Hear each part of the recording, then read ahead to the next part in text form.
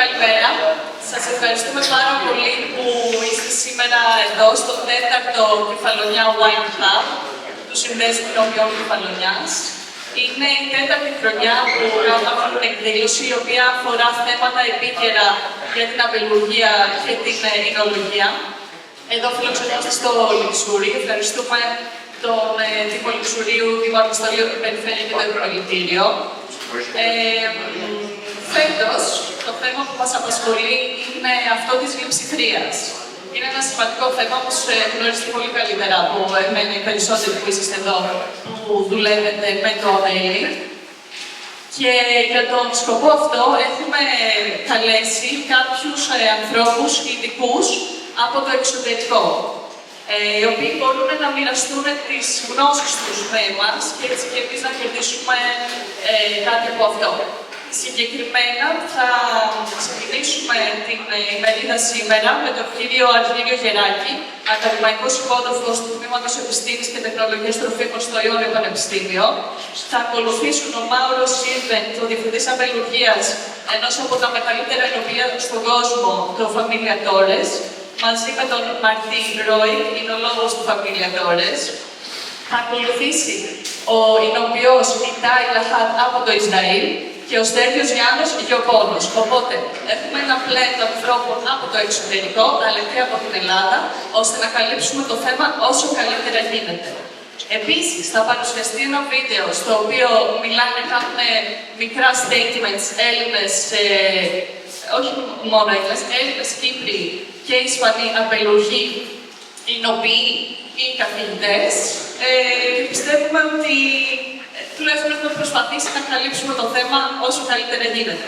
Ευχαριστούμε πάρα πολύ όλους όσους είσαστε εδώ, από Κεφαλονιά και εκτός Κεφαλονιάς. Και τώρα να μας πει δύο λόγια ο πρόεδρος του Συνδέσμου Οινοποιών Κεφαλονιάς, ο Ιονίου Πανεπιστημίου.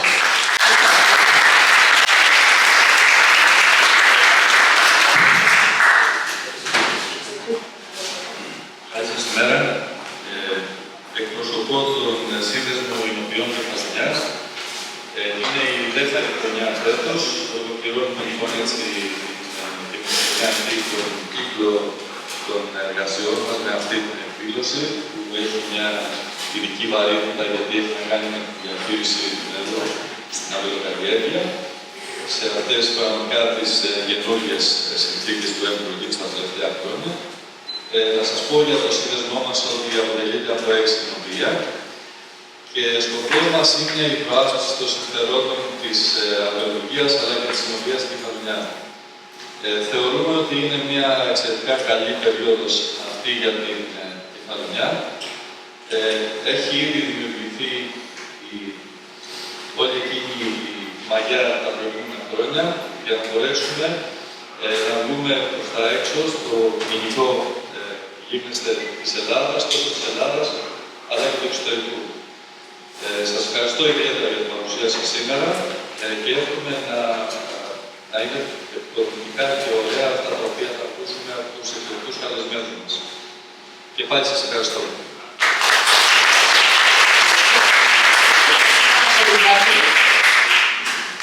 Κύριε Γεράκη, θέλετε να κάνετε την πρώτη παρουσίαση.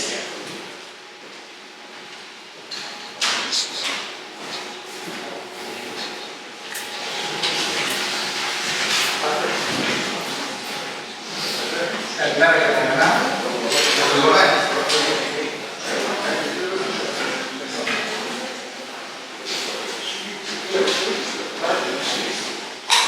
Η παρουσίασή μου έχει θέμα την πρακτικές προτάσεις διαχείρισης του κράτους πάνω στην εξοικονόμηση του νερού.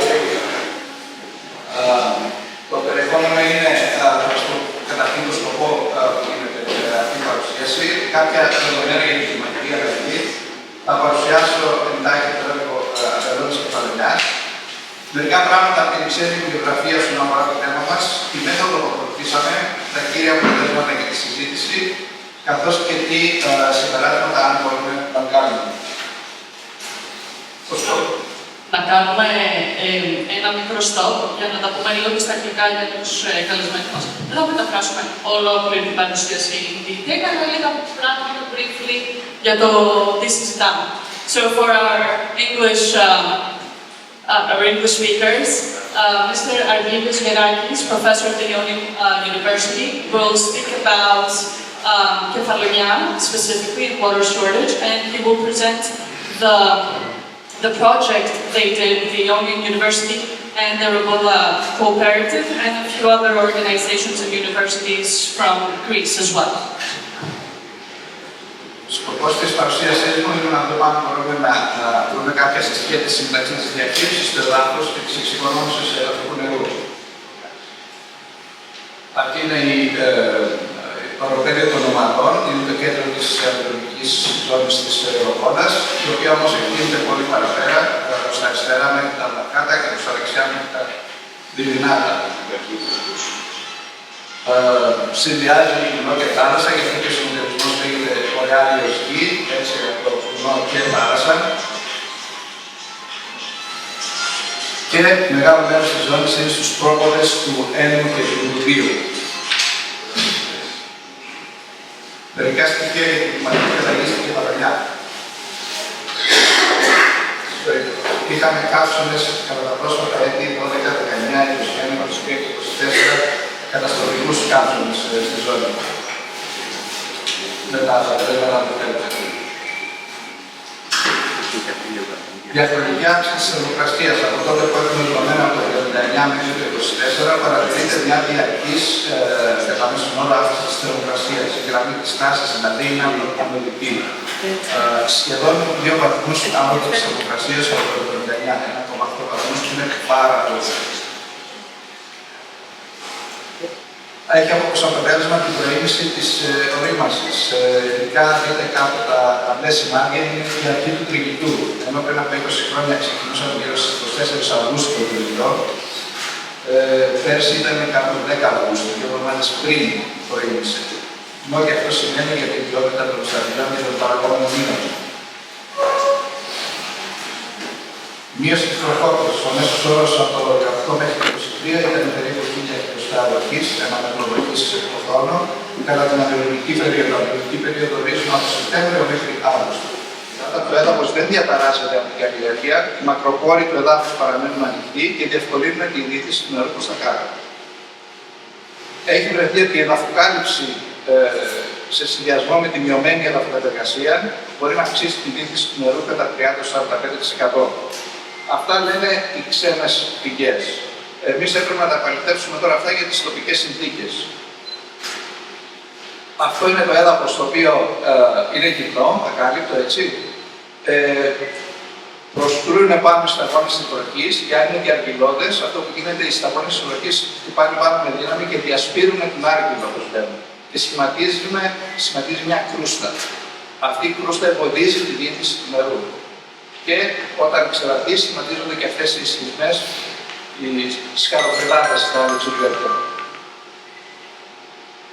Η μέθοδος που ακολουθήσαμε σε 3 αντιπροσωπικούς αμπελώνες της ζώνης εφαρμόσαμε τις εξής μεταχειρίσεις. Ως προς την εδαφοκαλλιεργασία, από τη μία συμβατική, δηλαδή σκάλισμα με φρέτσα, και από την άλλη μειωμένη, μια στενή λωρίδα μόνο για την ενσωμάτωση του υδάτων. Ως προς τη λίπανση είχαμε 3 μεταχειρίσεις. Ανόργανη, που ακολουθούν οι περισσότεροι γεωργοί, ανόργανη με αναστολή αντιτροποίησης που εμποδίζει την αντιτροποίηση των λοιπασμάτων πολύ νωρίς το χειμώνα, και βιολογική λίπανση με κομπόστα από στέλνη λαϊνοποίησης. Εδώ βλέπετε ένα από τους πυραγωγικούς αγρούς, τα κομμάτια που είναι σκαλισμένα, έτσι, και τα κομμάτια που είναι ασκάλιστα, όπου το χόρτο έχει γίνει προσωπή με κορτικοπτικό, αλλά κατά τα άλλα δεν έχει διαταραχτεί καθόλου το έδαφος.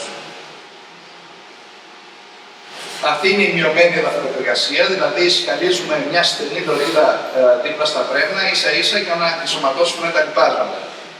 Τον επόμενο χρόνο το σκάλισμα, αυτή η λωρίδα θα γίνει από την άλλη μεριά του πρέμνου για να έχουμε συμμετρική ανάπτυξη των ριζών.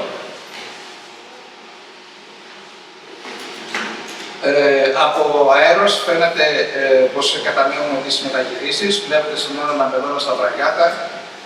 Βλέπετε ότι η κατανομή των κομματιών με ή χωρίς σκάλισμα είναι τυχαία. Έτσι. Για να έχουμε στατιστικά έγκυρα αποτελέσματα πρέπει να υπάρχει μια τυχαιοποίηση.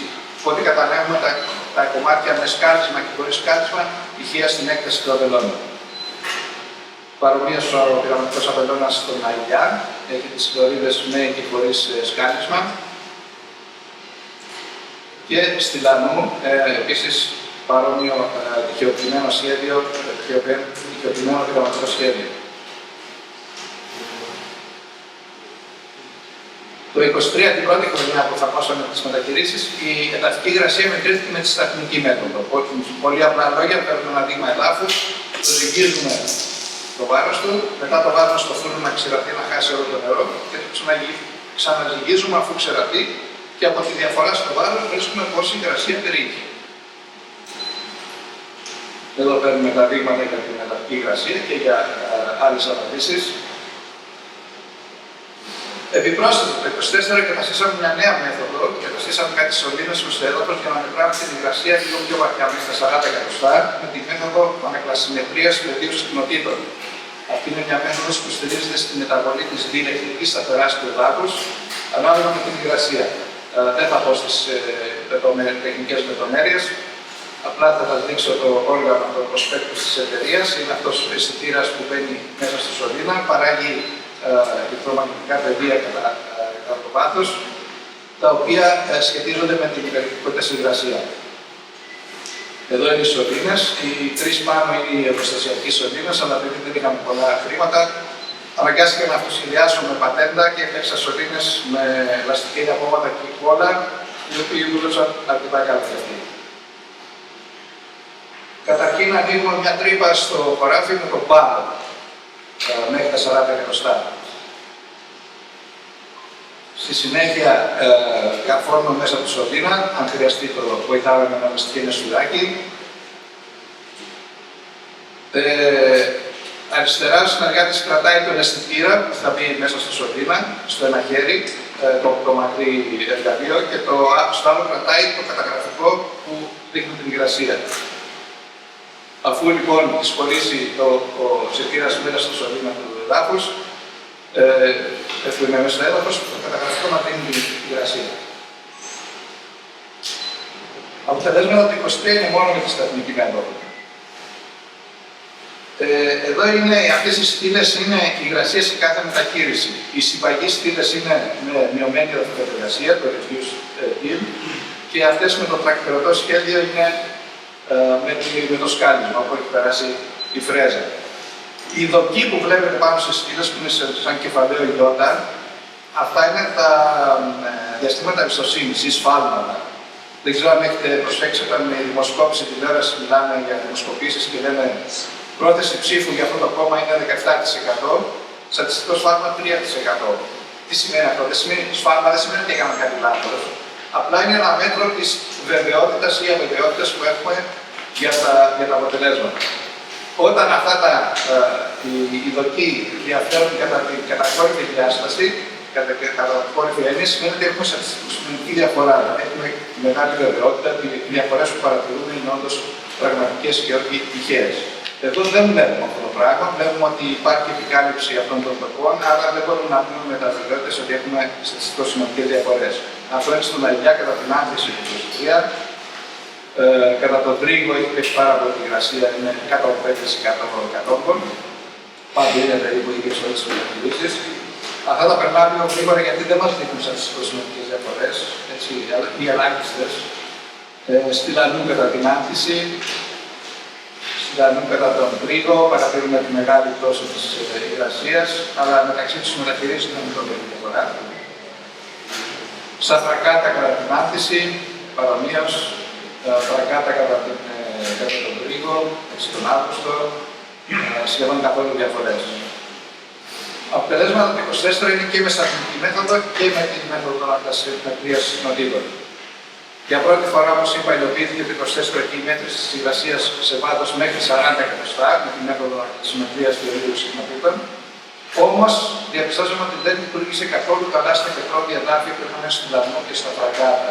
Λειτουργήσε πολύ καλύτερα στον αηλιά, που το έδαφος είναι χαλαρό, χαλικόδες και σχετικά χαλαρό, και ο σωλήνας που σέρχεται στο έδαφος κάνει καλύτερη επαφή.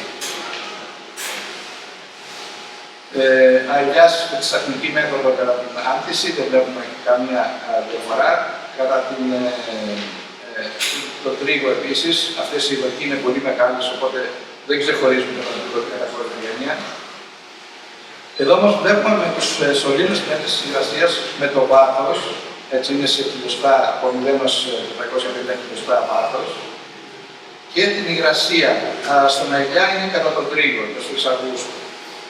Εδώ αρχίζει και φαίνεται ότι οι συμπαγείς τελείες, οι συμπαγείς τετράγωνες κουκκίδες είναι η μειωμένη εδαφοκαλλιεργασία, αρχίζουν και ξεχωρίζουν και έχουν κάπως περισσότερη υγρασία, ειδικά στο βάθος 200 με 250 χιλιοστά, 250 χιλιοστά. Αυτό επίσης που παρατηρούμε είναι ότι στα 400 χιλιοστά έχει εξαρτηθεί το νερό, εκεί μάλλον είναι ο κύριος όρκος του υδροστρώματος. Και πρέπει να απορροφήσει τα φυτά. 16 Δεκεμβρίου, μετά από μια πολύ βροχερή εβδομάδα, έχουμε φυσικά περισσότερο νερό στο χώμα και πάλι φαίνεται να ξεχωρίζουν κάπως οι μεταχειρήσεις με την μειωμένη εδαφοκαλλιεργασία. Στη Λανού κατά την άνθηση, θα το προσπεράσω γρήγορα, στα Τρακάτα κατά την άνθηση. Αποτελέσματα από το 25 όσα έχουμε προλάβει να πάρουμε μέχρι στιγμής, μόνο με τη μέθοδο ανακλασιμερίας συχνοτήτων σε ένα χωράφι στον αηλιά που δίνει καλά αποτελέσματα, δηλαδή μάλλον καλές καμπύλες κατανομής της υγρασίας. 4 Μαΐου, μετά από ένα πολύ ξηρό Απρίλιο που δεν έπαιξε καθόλου, έχουμε βέβαια πολύ λίγη υγρασία, το πολύ 9,5% κατόγκων. Και πάλι φαίνεται να υπερτερούν κάπως οι μεταχειρήσεις μειωμένης εδαφοκαλλιεργασίας. 21 Μαΐου, μερικές εβδομάδες μετά και μετά από αρκετή βροχή μέχρι στο Μάιο, πάλι περίπου η ίδια σχέση μεταξύ των μεταχειρήσεων. Εδώ είναι όλες οι μετρήσεις με τη μέθοδο ανακλασιμετρίας συχνοτήτων στον αηλιά και οι 4 συνολικά που κάναμε, οπότε κάθε στήλη είναι οι 4 μετρήσεις. Οι συμπαγείς στήλες με το συμπαγές χρώμα είναι η μειωμένη εδαφοκαλλιεργασία, το τρακτηρωτό σχέδιο είναι η συμβατική, το σκάρισμα με τη φρέζα. Φαίνεται, ή έχει αρχίσει να φαίνεται, ότι η μειωμένη εδαφοκαλλιεργασία κάπως υπερτερεί. Εδώ η μονάδα είναι χιλιοστά νερού, δεν είναι πια 100%, είναι χιλιοστά νερού από 0,40 εκατοστά. Με την επιφύλαξη ότι χρειάζονται και άλλες παραλήψεις και στον χρόνο και στον χώρο. Γενικά, μέχρι τώρα δεν φαίνεται κάποια μεταχείριση γενικά να υπερτερεί ή γενικά να υστερεί σε σχέση με την εξοικονόμηση εδαφικής υγρασίας. Οι μεταβολές, αυτό διότι οι μεταβολές στις εδαφικές ιδιότητες ως αποτέλεσμα της διαχείρισης είναι μακροχρόνιες. Θέλουν και άλλα χρόνια παρατηρήσεων και παραλήψεις και στον χώρο και σε άλλους ατομούς. Στη θέση αηλιάς αρχίζει και διακρίνεται κάποιο πλεονέκτημα της μειωμένης εδαφοκαλλιεργασίας, αλλά χρειάζονται ακόμα μετρήσεις και στον χώρο και στον χρόνο. Αρκετές επαναλήψεις. Συμπερασματικά, με βάση μόνο τα αποτελέσματα της εδαφικής υγρασίας που σας έδειξα, δεν τελειώνεται ακόμα η σύσταση για εγκατάλειψη της εδαφοκαλλιεργασίας όπως την ξέραμε. Θα πρέπει να επίσης να εξακολουθήσουν. Παρ' όλα αυτά, υπέρ της μειωμένης εδαφοκαλλιεργασίας ή και τέλος μείουσα καλλιέργειας, συνεπορούν και άλλοι παράγοντες. Πρέπει να συνεχίσουμε άλλα πλεονεκτήματα όπως η εξοικονόμηση της εργασίας και ενέργεια, η διατήρηση του εδάφους και ενίσχυση της βιοποικιλότητας. Εξοικονόμηση της εργασίας, πολύ σημαντικό.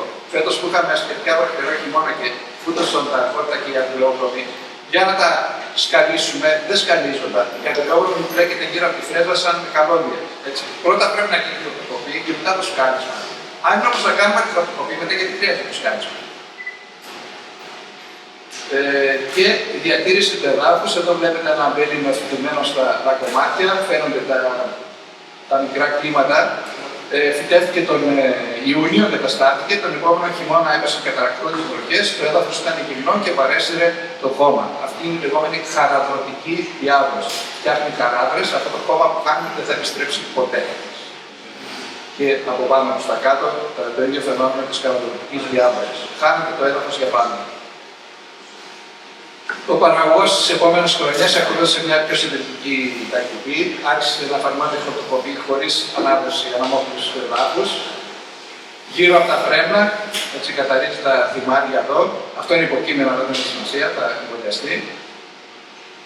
Και αντίστοιχα εκεί που είχε αγριόβρωμη, καθάρισε δεξιά και αριστερά τα φυτά για να ανασάνουν και να μην ανταγωνίζονται την αγριόβρωμη, αλλά άφησε και νησίδες με τα άγρια χόρτα, γιατί και αυτές έχουν το ρόλο τους. Το κτήμα αυτό έχει μεγάλη βιοποικιλότητα πάνω και κάτω από το έδαφος, έτσι βλέπουμε και διάφορα άγρια φυτά και αυτά παίζουν τον ρόλο τους. Αλλιώς γίνεται μια έρημος ο αμπελώνες. Δεν θα ήθελα να κλείσω πριν να αναφέρω και όλους τους συντελεστές, καταρχήν τους επιστημονικούς συνεργάτες από τα δύο πανεπιστήμια, το Εθνικό Δήμητρο και το Συνδεσμό, τους τρεις αμπελουργούς που διέθεσαν τους αμπελώνες τους και μας βοήθησαν με την εργασία τους και πολυάριθμους εκπαιδευτές, ξένους φοιτητές που περνάνε κατά καιρούς από το εργαστήριο Τεχνολογίας και τους συγγενείς και φίλους μας. Συνοπτικά, συνοψίζοντας, μιλήσαμε για το σκοπό αυτής της παρουσίασης, κάποια ανησυχητικά δεδομένα για την κλιματική αλλαγή στην Κεφαλονιά. Παρουσίασα εντάχει το έργο Αμπελώνες Κεφαλονιάς που μας βοηθάει να απαντήσουμε σε κάποια ερωτήματα. Επομένως, τι λέει η ξένη βιβλιογραφία, ποια μέθοδο ακολουθούσαμε για να απαντήσουμε στα ερωτήματα, τα κύρια αποτελέσματα και τα κύρια συμπεράσματα και τις προτάσεις που έχουμε να κάνουμε. Με επιφύλαξη ακόμα, γιατί είναι ακόμα νωρίς για να πούμε οριστικά συμπεράσματα και προτάσεις.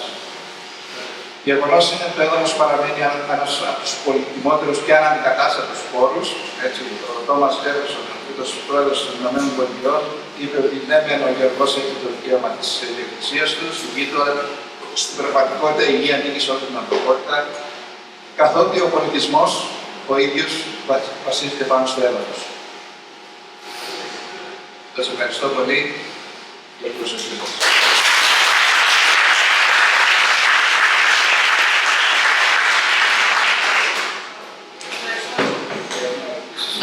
Ναι. Ευχαριστώ πάρα πολύ, κύριε Γεράκη. Θα κάνουμε ερωτήσεις τώρα. Αν θέλει κάποιος να μιλήσει, να πει κάτι, έχει κάποια ερώτηση, τώρα είναι η ώρα για τον κύριο Γεράκη.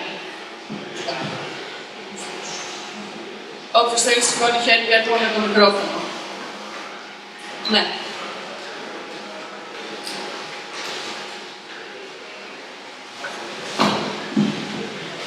Καλησπέρα. Καλησπέρα, Ανδρέας ονομάζομαι, του κ. Συλλάβου. Και ήθελα να κάνω μια ερώτηση, βασικά, για το αν η μελέτη συγκεκριμένη έγινε σε συγκεκριμένο τύπο εδάφους και αν ισχύει για όλα τα τύπια εδαφών. Τα αποτελέσματα δηλαδή που βγάλετε ισχύει για όλα τα τύπια εδαφών ή για το συγκεκριμένο έδαφος. Πάρα πολύ καλή ερώτηση. Λόγω για συντομία χρόνου δεν ανέλησα ακριβώς τις συνθήκες του πειράματος, αλλά με βάση την πολύχρονη εμπειρία του συνεταιρισμού, μας υπέδειξαν τρεις αγρούς που είναι αντιπροσωπευτικοί. Ο ένας είναι παιδινός στα τραγκάτα και σχετικά γόνιμος. Ο άλλος είναι στον Αγιά, στο επικρινές καλυφώδες, χαλαρό σχετικά έδαφος, το οποίο δεν είναι πολύ καλό για την οπόνα. Και ένα με ενδιάμεσες ιδιότητες τυλανού, το οποίο είναι λίγο επικρινές, έχει και άργυλο, έχει και πολλές πέτρες, έχει ενδιάμεσες ιδιότητες. Οπότε, πώς ήταν να πιάσουμε εισαγωγικά τρία χαρακτηριστικά εδάφη της αμπελουργικής ζώνης της τροβόλας.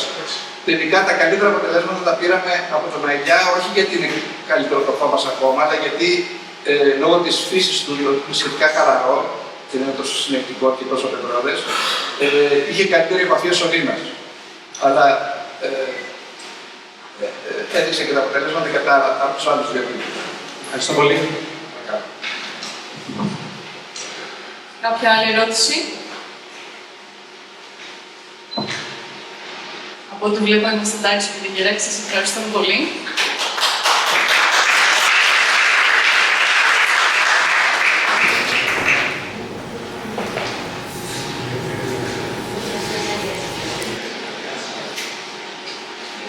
Θα ακολουθήσει το πρώτο κομμάτι του βίντεο με ανθρώπους που μας κάνει την τιμή να πούνε δύο λόγια για το θέμα της Λειψυδρίας, οι οποίοι αμπελουργοί ή καθηγητές από Ελλάδα, Κύπρο και Ισπανία. Και μετά θα συνεχίσουμε με τις παρουσιάσεις μας.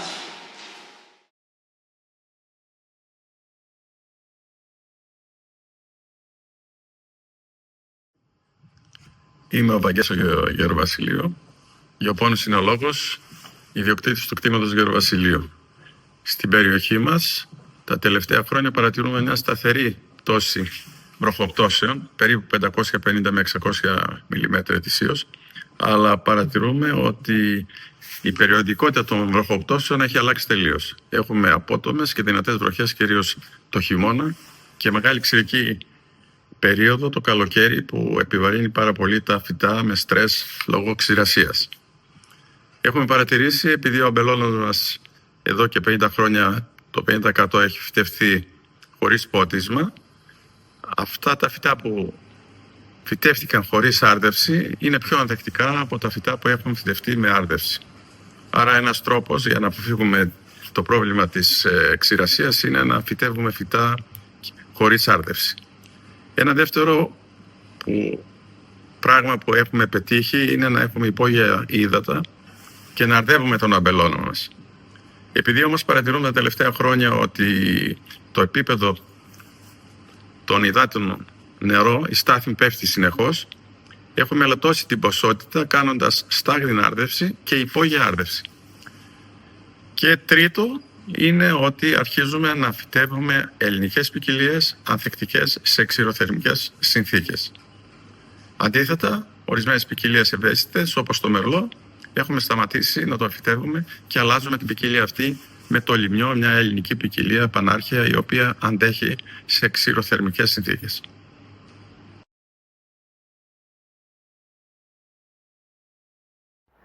Hello, my name is Mauro Sirvent and I'm the president of Viticulture at OIB and a professor in crop production and ecophysiology and viticulture in University Polytechnic of Madrid.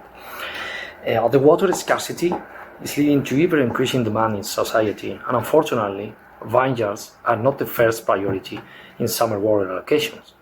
Regarding the offer, under the climate change framework, less than heterogeneous rainfall is expected. Therefore, proper water management is essential in today's vineyards and society. For this purpose, OIB have been working in some resolution and technical document like OIB 652/2021 resolution concerning selection and breeding of grapevine varieties and their adaptation to the effect of climate change, especially talking about the water availability issues. And other technical document, sustainable use of water in wine grape vineyards, in which you can find the principles and tools or key points in water management applied to viticultural practices. I hope that this work in Kefalonia will help to increase the knowledge in this topic, and I wish you a great success on it. Thank you. Είμαι ο Μιχάλης Βουτάρης και θα σας πω πώς μας έχει επηρεάσει η Λειψυδρία τη δουλειά μας. Ειδικά στη Σαντορίνη, η πτώση παραγωγής είναι θεαματική, κοντά στο 80%. Σε άλλες περιοχές, όπως το Αμίντο, η Νάος, η Αιγουμένισσα, πέρσι είχαμε περίπου μια μείωση στη τάξη του 20%. Δεν ευθύνεται μόνο η Λειψυδρία γι' αυτό, αλλά είναι η κύρια πρόκληση. Είναι μια θεομηνία που υπήρξε και θα ξαναυπάρξει. Το ζητούμενο είναι πώς συλλογικά μπορούμε να την αντιμετωπίσουμε. Ο Σύνδεσμος Οινοποιών Σαντορίνης έχει κινητοποιηθεί σε συνεργασία με την Δημοτική Επιχείρηση Νερού, τη ΔΕΙΑΘ και το Αριστοτέλειο Πανεπιστημίου της Θεσσαλονίκης για να αναβαθμίσουμε το βιολογικό σταθμό της Ίας και με το γκρίζο νερό αυτό να ποτίσουμε. Δεν είναι όμως μόνο αυτές οι μακροπρόθεσμες λύσεις που μπορεί να ανακουφίσουν τους Ινοποιούς και τους αμπελουργούς από τη Λειψυδρία, αλλά και πιο άμεσες και εύκολες. Αυξάνουμε την υγεία του εδάφους με την κομποστοποίηση και με άλλες μεθόδους, ώστε το λιγότερο νερό να συγκρατείται και να πετυχαίνουμε ένα αντίστοιχο αποτέλεσμα. Με συστήματα γεωργίας ακριβίας μπορούμε να μετράμε και αν μετράμε θα διαχειριζόμαστε καλύτερα και το λιγότερο νερό. Τέλος, στο αμίντεο αναπτύσσουμε ένα νέο τύπο βιολογικής επεξεργασίας των υγρών αποβλήτων του Ινωπίου, με το οποίο θα μπορούμε το νερό, πάλι αυτό το γκρίζο νερό, να το χρησιμοποιούμε για τα αμπέλια. Θεωρώ ότι είναι μια πρόκληση που είναι αντιμετωπίσιμη, αλλά θα χρειαστεί ιστορική και συλλογική δράση.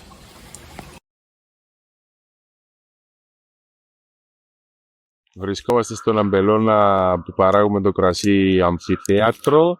Είμαστε στα 900 μέτρα περίπου υψόμετρο και αυτός ο αμπελώνας είναι ένα κομμάτι του φυτεμένου το 1900, ένα άλλο μέρος του το 1945 και το νεαρότερο μέρος του είναι φυτεμένο το 1970.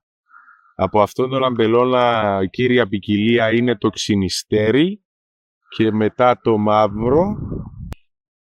Αν και οι κυπριακές ποικιλίες είναι πολύ καλά προσαρμοσμένες στο μεσογειακό κλίμα, που σημαίνει βροχερούς χειμώνες και μακριά μεγάλα και στεγνά καλοκαίρια, τα τελευταία χρόνια έχουμε παρατηρήσει και εμείς ότι ακόμη και οι κυπριακές ποικιλίες έχουν ζοριστεί με το θέμα της χαμηλής βροχόπτωσης, και αυτό φαίνεται και από τα νούμερα, το ότι εκεί που είχαμε περίπου 600 μιλίμετρα βροχή το χρόνο, φέτος έχουμε μοιάσει τα 400, και δυστυχώς απαντάται αυτό με μειωμένη παραγωγή στα αμπέλια τις περισσότερες φορές. Η αντίδρασή μας θα το γυρίσουμε όλοι προς το regenerative agriculture, δηλαδή προς την αναγεννητική γεωργία, για να συνεργαστούμε με τη φύση και όχι να εκμεταλλευτούμε τη φύση. Όπως βλέπετε και εδώ, ευχαριστώ πάρα πολύ τον Νίκο Ιωαννίδη και τον Γιώργο Αντωνέλο για τη βοήθειά τους για αυτό το βίντεο. Ο Νίκος μάλιστα μας έκανε τους δύο συμμετέχοντες από την Κύπρο. Λοιπόν, ωραία. Λοιπόν, Mauro Sirvent and Martí Roig, thank you so much.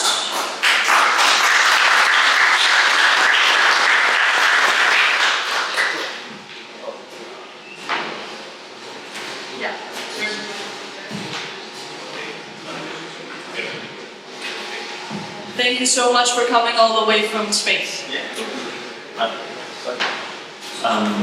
Good morning, everyone. Well, first of all, thank you so much for the Kefalonia Wine Hub. It's such a pleasure to be here, and thank you for the hospitality, because it's really nice. The receivement that we have it. Well, first of all, we are going to present us. Mauro Sirvent is the director of viticulture there in Família Torres, and I am Martí Roig, that I am one of the winemakers of Família Torres. And at the beginning, we are going to present which is Família Torres, which is the dimension of the winery, because it's one of the biggest company, or the wine company in Spain. And well, here we are, the different regions that in Spain that we are right now. We are in Galicia, that we are making around 50,000 statistic cases, 12 bottles Celsius in that case. Also we are in Pablo de Cielo, that we are making around 2 million bottles. Then also we are staying at Rías Baixas, at Rueda, also in the Rioja, and then the main winery that is in the region of Catalonia. That, well, here we have 3 different wineries. The first one is Segre, that is not as a region that is famous as Priorat or Penedès. Then we are also in the Priorat, around 70 hectares, and also around 150,000 bottles. And then the main winery that is in Penedès, in that case we are producing around 30 million bottles of wine, and also 12 million bottles of brandy. Also we distillate, and we produce still wine, the alcoholic wine, and then also brandy in that case. Yeah, this is the magnitude. Sorry. Let me interrupt. Να κάνω ένα brief translation. Έχετε όλα τα τεχνικά που θα ακολουθήσουν και στα ελληνικά στο χαρτί μπροστά σας. Απλά να πω ότι είναι ο διευθυντής αμπελουργίας, είναι ένας από τους εινολόγους, οι οποίοι είναι πάρα πολύ, βλέπετε και από τις φιάλες που μας δείχνουν πόσα παράγουν στο κάθε εινοποιείο που έχουν. Το Família Torres είναι ένα από τα μεγαλύτερα εινοποιεία στον κόσμο. Συνεχίζει τώρα ο Μαρτί την παρουσίαση. Όλες τις τεχνικές λεπτομέρειες τις έχετε στα χαρτιά μπροστά σας.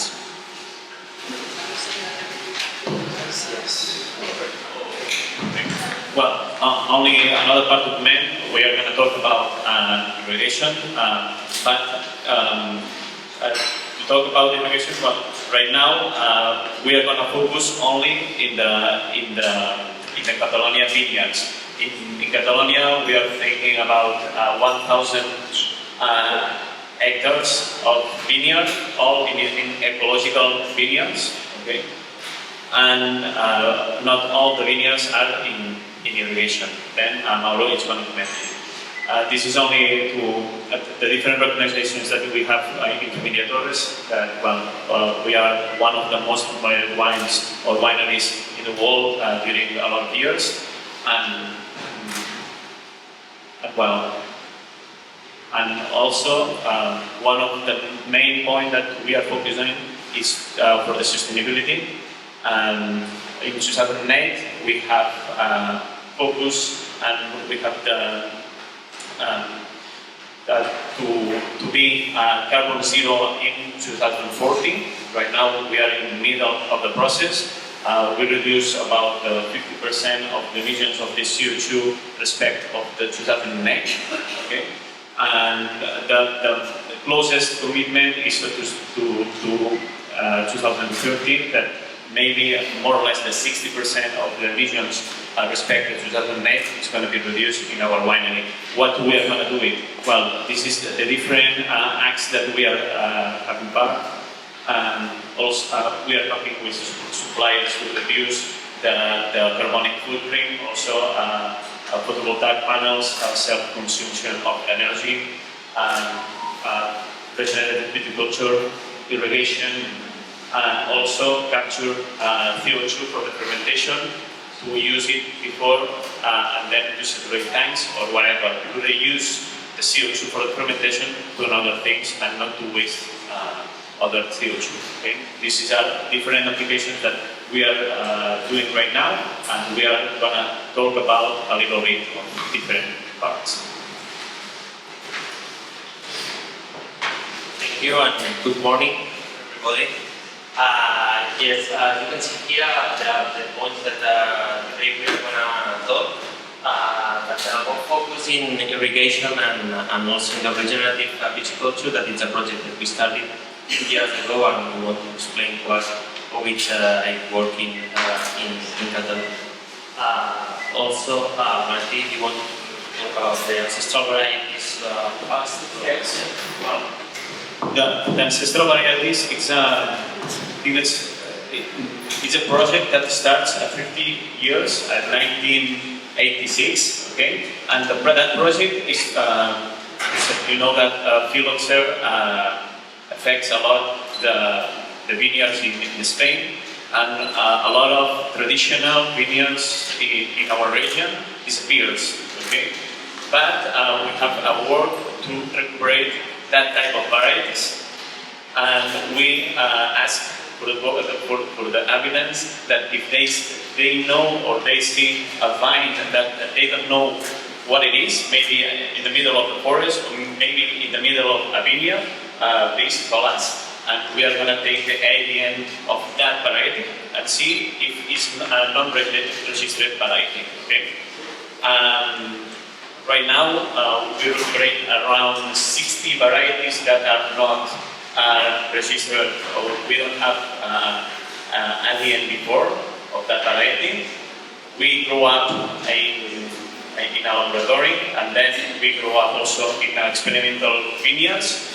Also, we vinificate that varieties, but because maybe it's going to be a good variety in the vineyard, but it's not, didn't have any interest for enological part.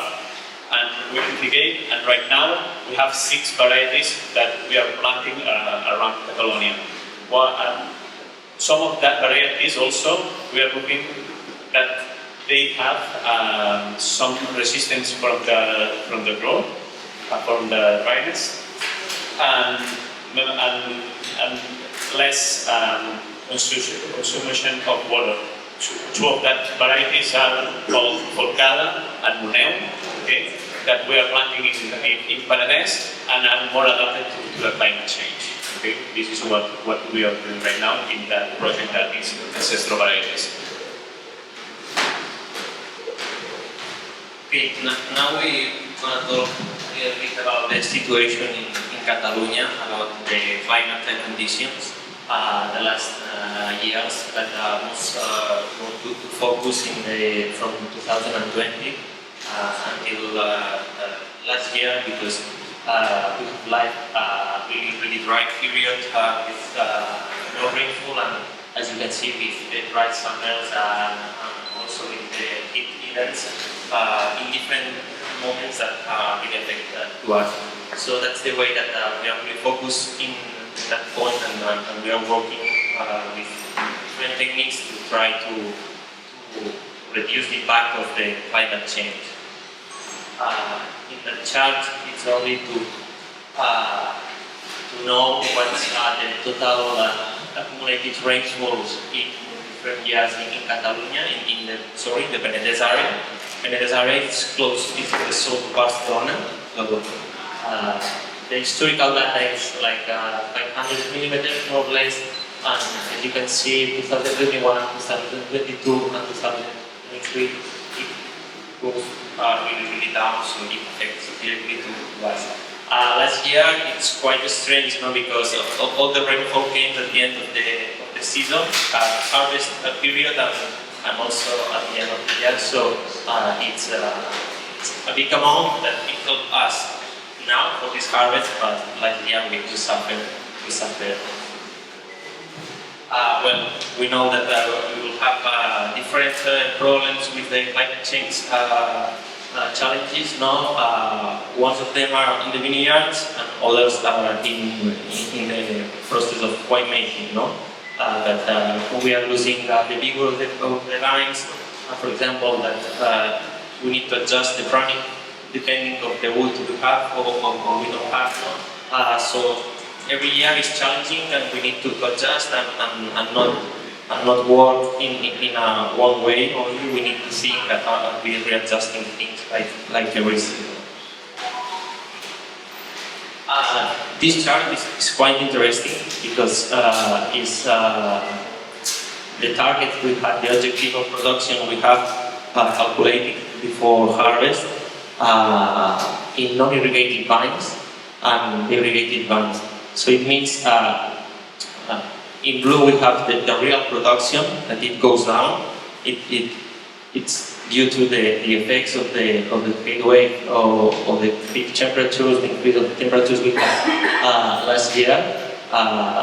So with the irrigated vines, we are also suffering, So it means that we need to work to try not to be really affected of this. That's true that we have that harvest period last year that was raining, and we had some problems that maybe we lost some grapes also in that period. Well, we could have water, but it's important to manage it, because here this is a picture. It's the same reservoir in Catalonia, one of the biggest we have in our country, and there are different years. It came from the 2023 that it was totally empty. We had some problems.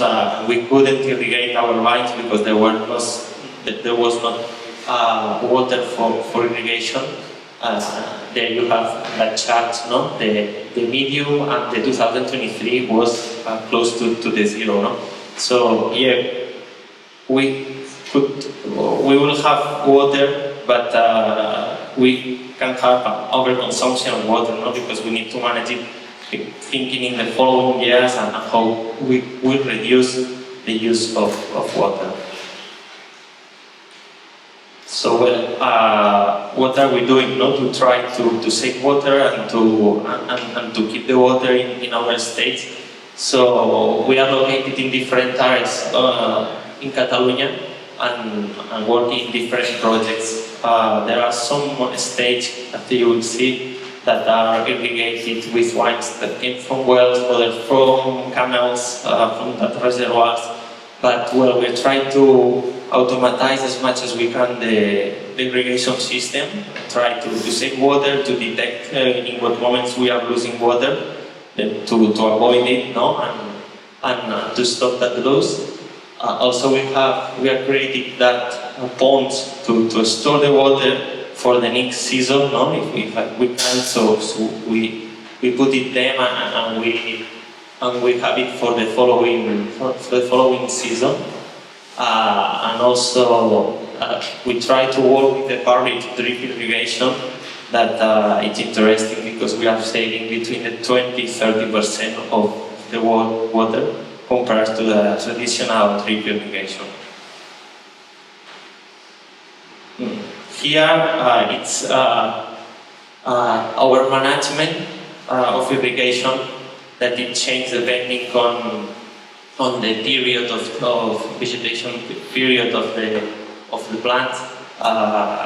Well, it's our experience, but finally it's not a unique formula, no?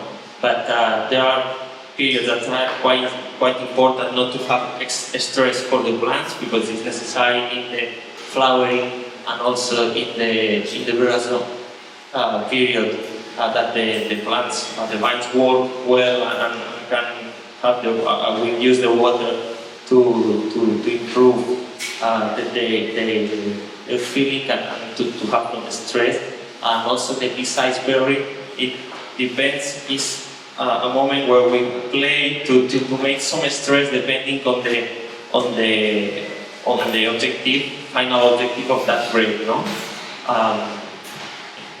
Well, we need to take to know the soils, to know the climate we have in every state, and also that's important to know the objective of the grade. Yeah. I think in addition that Mauro was saying here, there is not a universal formula. Right now we are working close. Always we work closely, viticulture technology. But right now we are going to work much closer, because we are selecting with all the 1,000 hectares that we have it.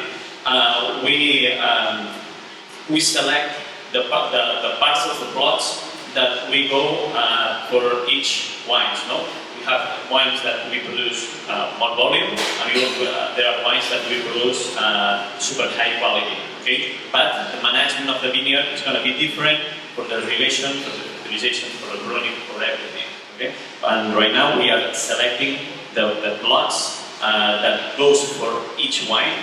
Okay, and we make a plan for each vineyard. Okay, and for the irrigation also. Why?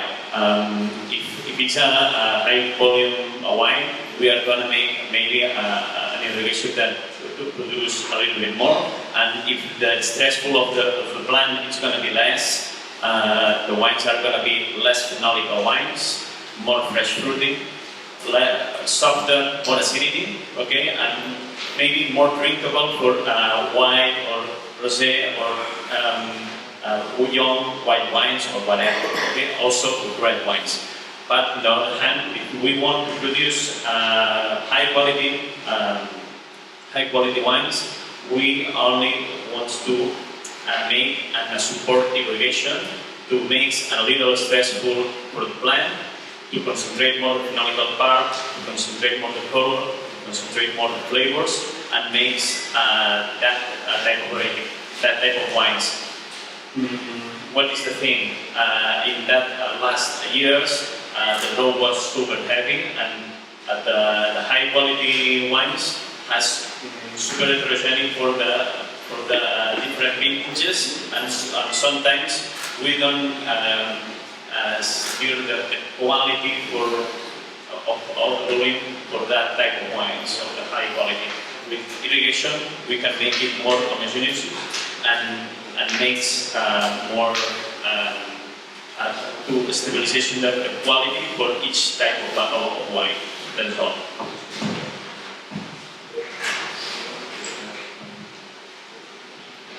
I'm sorry.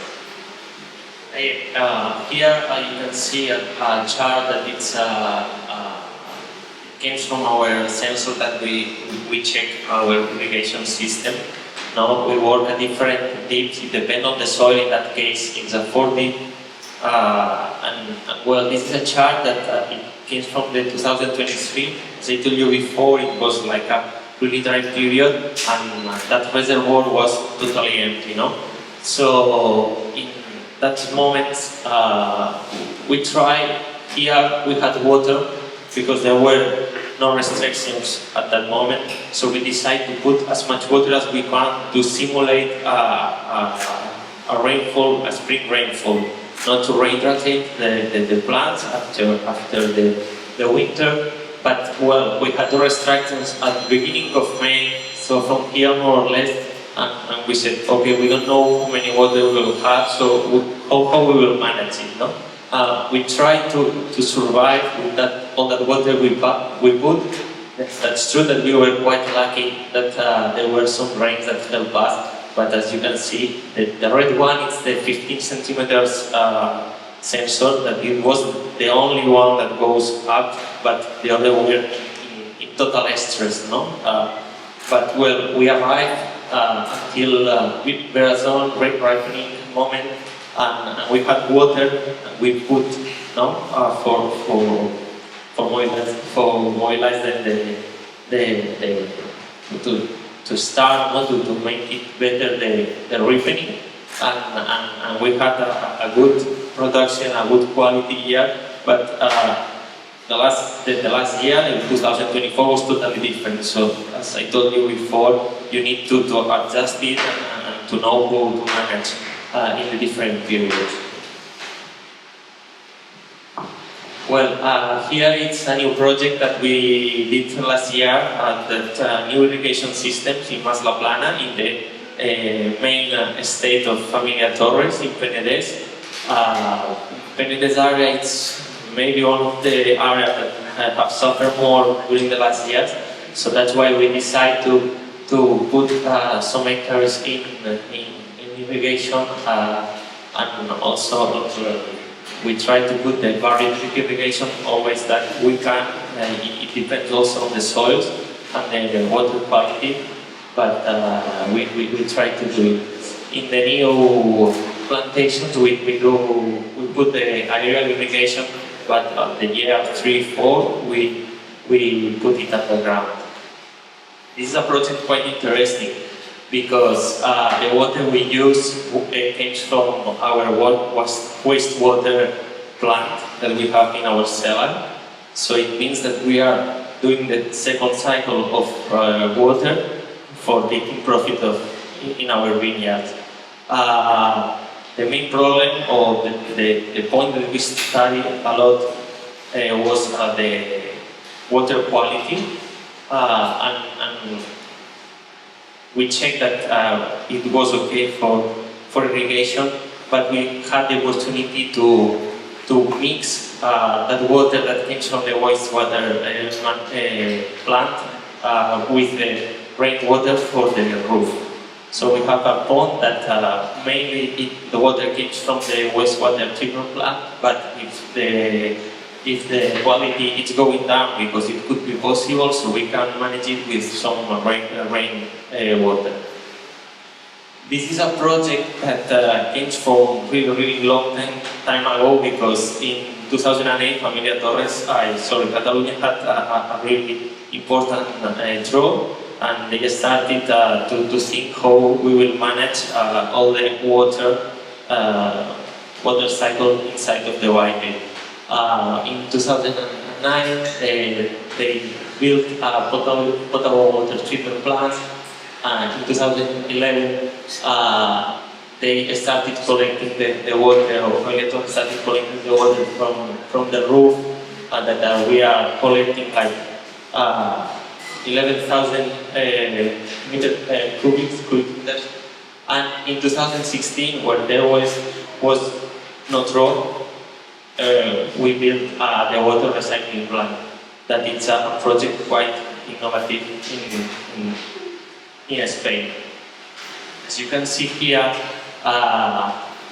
we use water from well, water from rainfall from the roof, and we put it on our pond in the cellar, but depending on the year, on the rainfall, and also how the wells are working, so we need water from the from Vilafranca del Penedès, no?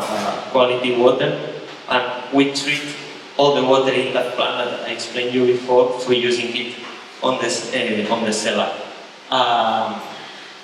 When we use the water, we sanitize it, and that 44% we regenerate. That it means that we have a second cycle of water, and a part is going to irrigations, vineyards in Mazatlán, and also gardens, and the other part it's going to the cellar, and after we go to the flow water boost. It's interesting to know that 72% quality water is the same like here. We can mix because there are some laws in Spain that it's not they can't allow us to mix, but the quality of the water is the same. With an analytic, we can see a difference between them. This is the pond we have for irrigation in Mazatlán. And now, this is a project that we started last year also in Conca de Barberá, that is close to Tarragona, with a pond and the water that comes from 2 different wells. And the aim is to store the water as much as we can for that period that are necessary there. Yes, and in Aranyo vineyard, that is in Lleida, one of the warmest areas in Catalonia. So we have 220 hectares that are full irrigation, and the water comes from the canal. And this is our aim in irrigation, how we have the evolution during the last years, trying to go to that a little bit more than 30% of the total hectares with irrigation system. Okay. I'm going to talk about the regenerative viticulture with mindset to reduce the carbon footprint. We started another type of viticulture. We started at 2020. The objective of that type of viticulture is, first of all, I think that a lot of times we are looking for the vine, and sometimes we are not looking for the soil. And right now we are start looking for the soil. Okay? And this is the main objectives of the regenerative viticulture, to regenerate that type of soil, because you can see the rainfall of the last years that we have is semi-desertic rainfalls, okay? And if we don't take care of the soil, for sure it's gonna be like desert soil, okay? In that case, we put the focus on to regenerate the soil, leaving some cover crops, and work that cover crops, and then start put more organic carbon on the soil, so we introduce that cover crops, also the pruning sermons of the pruning, put it in the soil, and then also we start to plant also trees, different type of not vegetables, different type of arbors, okay, around the vineyard to increase the biodiversity of the vineyard also, and then this is the mindset to start regenerating the soil. In that case, we are focusing on regenerative viticulture. We are focused on the soils, the cover crops, the organic matter, and the biodiversity, and also the regenerative viticulture. One of the points is not continue losing the soil, the erosion of the soil. You are gonna reduce that type of erosion, and you are not gonna lose more soil in the future.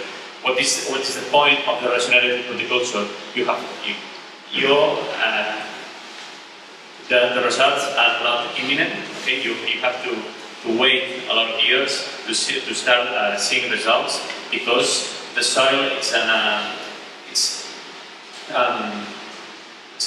it has to regenerate, but it needs time, more or less 5-6 years at the beginning, and then you have to continue the working of the soil to see some results. At the beginning, for sure, the vineyard is not at that type of variety, and the production are gonna be lower.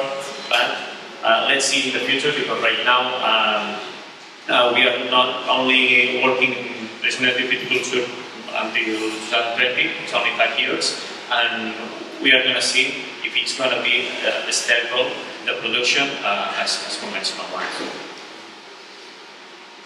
In that case, we can see that in the Família we find a lot of information about agriculture, regenerative agriculture, but there are not a lot of information about viticulture. Okay, and this is the reason that in 2021, with different sellers in the Catalonia, we start association to put. And Família Torres are one of the foundational partners of the Association of Viticulture Regenerative. And this is only the main step of the association. It's a meeting point for the divulgation of the regenerative viticulture, and also to share information and share how to work to the vineyard to adapt for that new management. Okay. Right now we are 125 members with 8 different countries: Spain, Portugal, France, Italy, Argentina, Chile, Mexico, Morocco. Okay. And just in 2023 we take off a new certification, the certificates vineyards in regenerative. Okay. There are 2 levels, because there are some vineyards that are in transition, are not regenerated as well, but there are other ones that are regenerated. This is why they have 2 different labels. Right now in Família Torres, we just take to the market different wines that are regenerative certified. Okay. Right now we have 6 for Família Torres. 1 from San Leon, that is another winery from Bangladesh, and 1 from Chile, the winery that is in Chile. And well, we have more wines, red wines, but right now we are doing the pre-ends, the aging in bottle and in barrel, and maybe next year or maybe in 2 years we are going to have more bottles than only 8 or 8 products. Okay. We invite you to visit the Regenerative Viticulture website and follow, because it's a point that's quite interesting to know about all the countries, and it's quite interesting. Yeah, and we are gonna finish, but well, the other part that is quite interesting is how it's changed, about the planting density and varieties and this, because the climate change. It's affecting us, so how can we be adapted in that part of food stocks, right? And this. Well, we are reducing the plant density, because a few years ago we had more than 4,000 plants per hectare. Now we are between 2,500 plants, because we are getting more soil for each plant, because we want that they take profit of the water and reduce the competitive between them. This year, last year we started with with a single state system in Master Plan for Cabernet, trying to cover the grade and to reduce the direct impact from the sun. And this year we have continued with new planting that we will see how it works.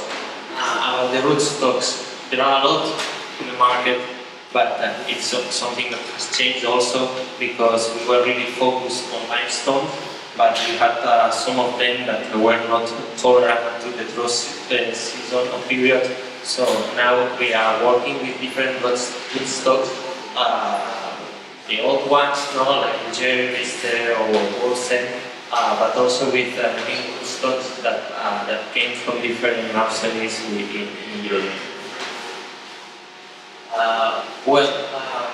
One of the new practices is the keyline method, that it's planting following the contour line, because the aim is to redirect the flow of the water inside the plot, and also to avoid the erosion of the fertile part of our soil.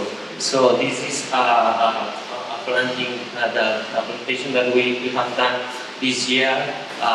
So also we invite you to come to Spain and to visit in following years, because it will be quite nice to see. And also following that project of regenerative viticulture and adapting, so this year we have done the first agroforestry planting system in Spain with vines. So we are mixing trees and shrubs and aromatic plants with the vines, trying to make a lot of biomass inside that plot and to put it there to get compost and this. So this is a trial, and as we were talking yesterday, you need to try by yourself and to check the conditions, soils, and we'll see what it happens. But this is a project that we have worked for a long period, and this year we have done the plantation, so we are quite happy to explain to you. So thank you very much.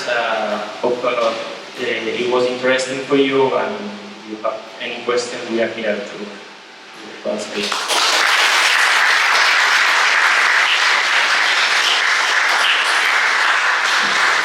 so much, Martí, Mauro. Ερωτήσεις, κάποιος φαντάζεται.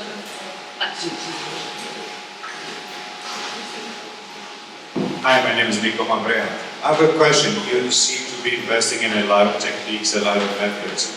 Do you think that in the future all those methods are going to stop the irrigation? Because if there's no water, there's going to be no methods of irrigation. So do you see a future of the winery to be without irrigation, or are you going to keep investing on different techniques of irrigation as well? Yeah, we will invest in new techniques, and we will do trials, and it's something that we need to work like every year,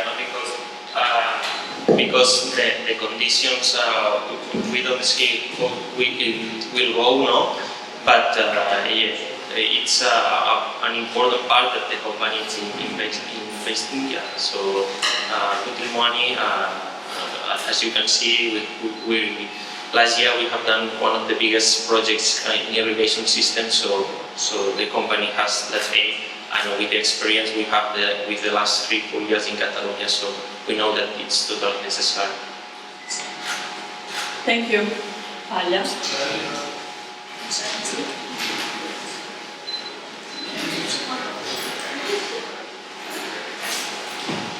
Well, may I ask you something in terms of sensory analysis? I don't know. The wine hub. So, in terms of sensory analysis, the generative certified wines, have you found any difference from the? We know that, for instance, that our bio-certified wines are completely different from our conventional wines. What about the generative certified wines? What they are actually tasting? Yeah, the regenerative viticulture, the wines that they are producing for the regenerative viticulture. The last years are so dry, and the vineyards suffered a lot. Okay, and right now we don't see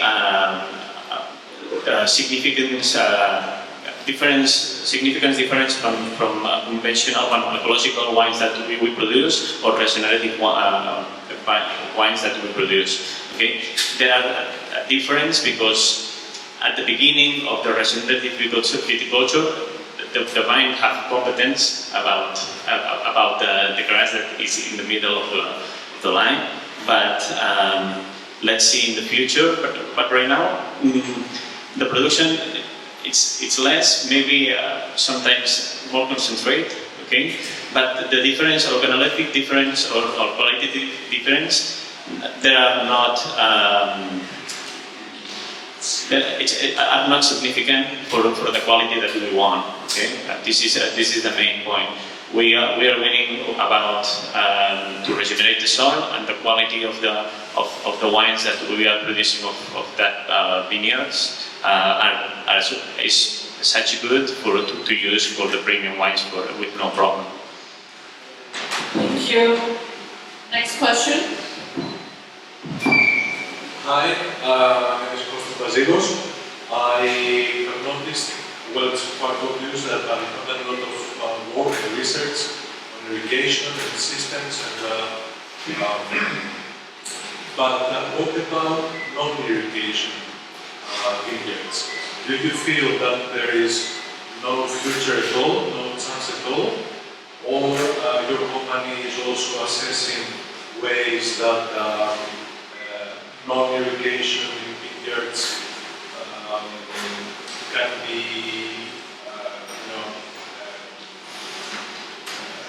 thing as well? Yeah. No, as I showed you on the last chart. So we have more or less 300 hectares, but we are working like 1,000 hectares. So it means that we'll have close to 600 hectares with non-irrigated systems, and it won't be possible in Catalonia because there is no water for all the crops. No, so it means, as I explained later, all that change that we have done with the rootstocks, with the varieties, with looking, now we are looking also for clones that are more tolerant, resilient for the Mediterranean conditions. So because we don't want to change also the varieties, no, we want to work also with Chardonnay, with Cabernet Sauvignon, but with the new plantations, we are thinking about this, reducing the plants per hectare. So it's totally different, the management that we are doing in an irrigation system and in a dry system. But yeah, it's we will have hectares and we will work, and it's also a future, only that you need to readjust all the Thank you. Next question. Very impressive pictures. It's very impressive when you treat water and manage it. I'd like to ask you, do you use the zeolite to preserve water during growing season, or just to supplement the soil? To absorb some water and zeolite. Do you use that kind of material to supplement the soil in Torres? No. Okay. Because we use it here in Kefalonia that we supplement the soil and then try to preserve water into the soil through this kind of material. Well, yeah, this is what we have done in the 2023. That to simulate that the spring, the rainfall spring. When we had the water, we storage them on the soil, but that period. But we prefer to make that ponds that we show you, because that's the way to keep the water and to put it in the correct moment for the vines. So it's a very important thing to have water ponds, water tanks, so the water from rain that falls and then manage it afterwards. That's the best way to go forward.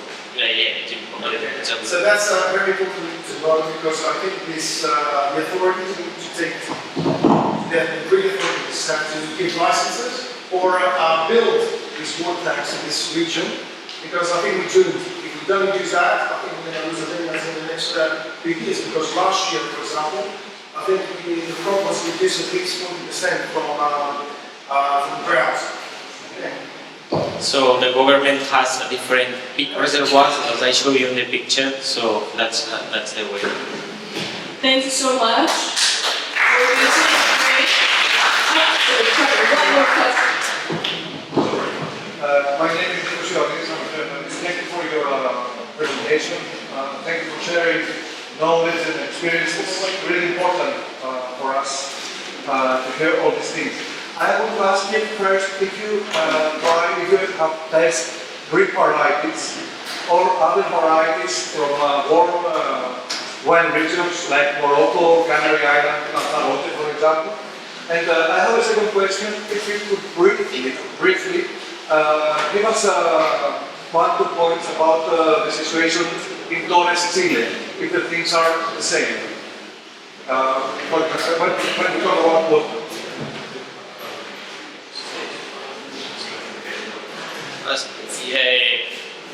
We have in Torres, in the different states, not in all of them, some variety collection, and we knew about the Greek varieties.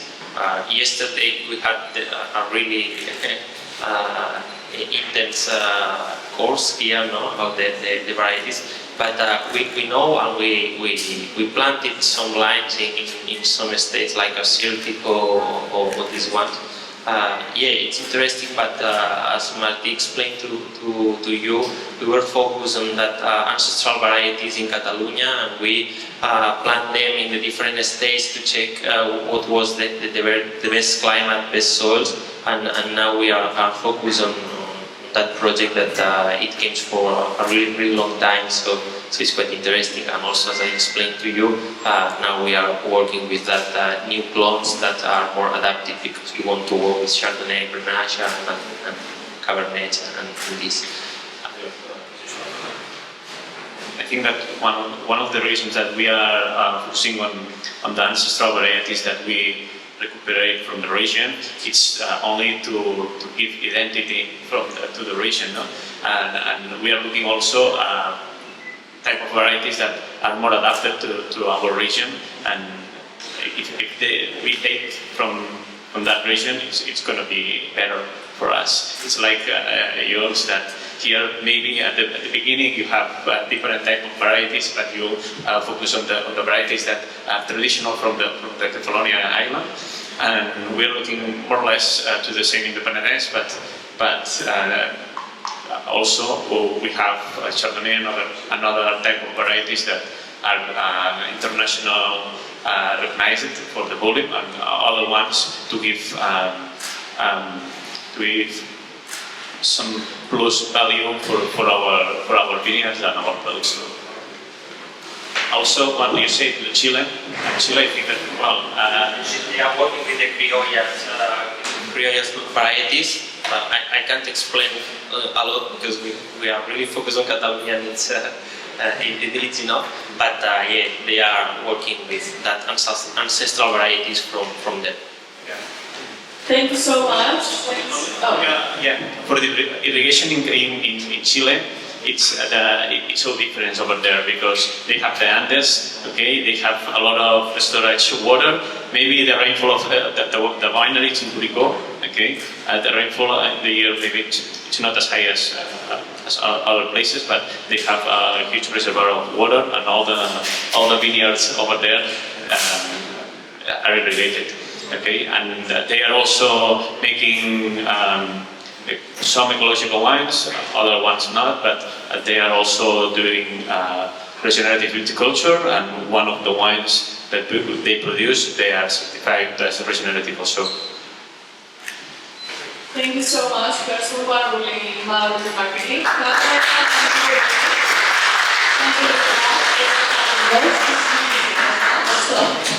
Με τη συνέχεια του βίντεο και θα ακολουθήσουν οι επόμενες 2 ομιλίες. Ευχαριστώ πολύ.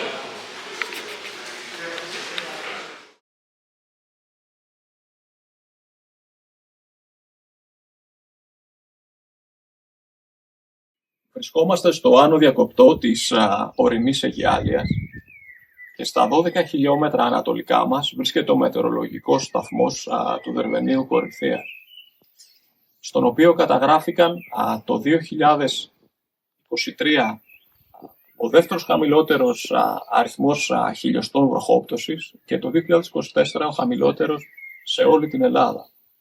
Παρ' όλα αυτά, οι δύο εσοδείες τόσο του 23 όσο και του 24, τόσο παραγωγικά όσο και ποιοτικά, ήταν εξαιρετικές για την περιοχή μας και για το Ινωπείο μας. Σημαντικό ρόλο σε αυτό παίζουν οι ορεινοί αμπελώνες και η διαμόρφωση του παραδοσιακού κυπελλοειδές σχήμα. Συγκεκριμένα οι τοπικές ποικιλίες έχουν δείξει μια εξαιρετική αντοχή, παρόλο που και τα επίπεδα της χιονόπτωσης και της χιονόστρωσης τα δύο προηγούμενα έτη ήταν εξαιρετικά χαμηλά. Το 2025, στο πρώτο πεντάμηνο, τα χιλιοστά της βροχής είναι 85% υψηλότερα από την αντίστοιχη περσινή. Πράγμα που μας γεμίσει με αισιοδοξία για τον επερχόμενο τρίγωνο.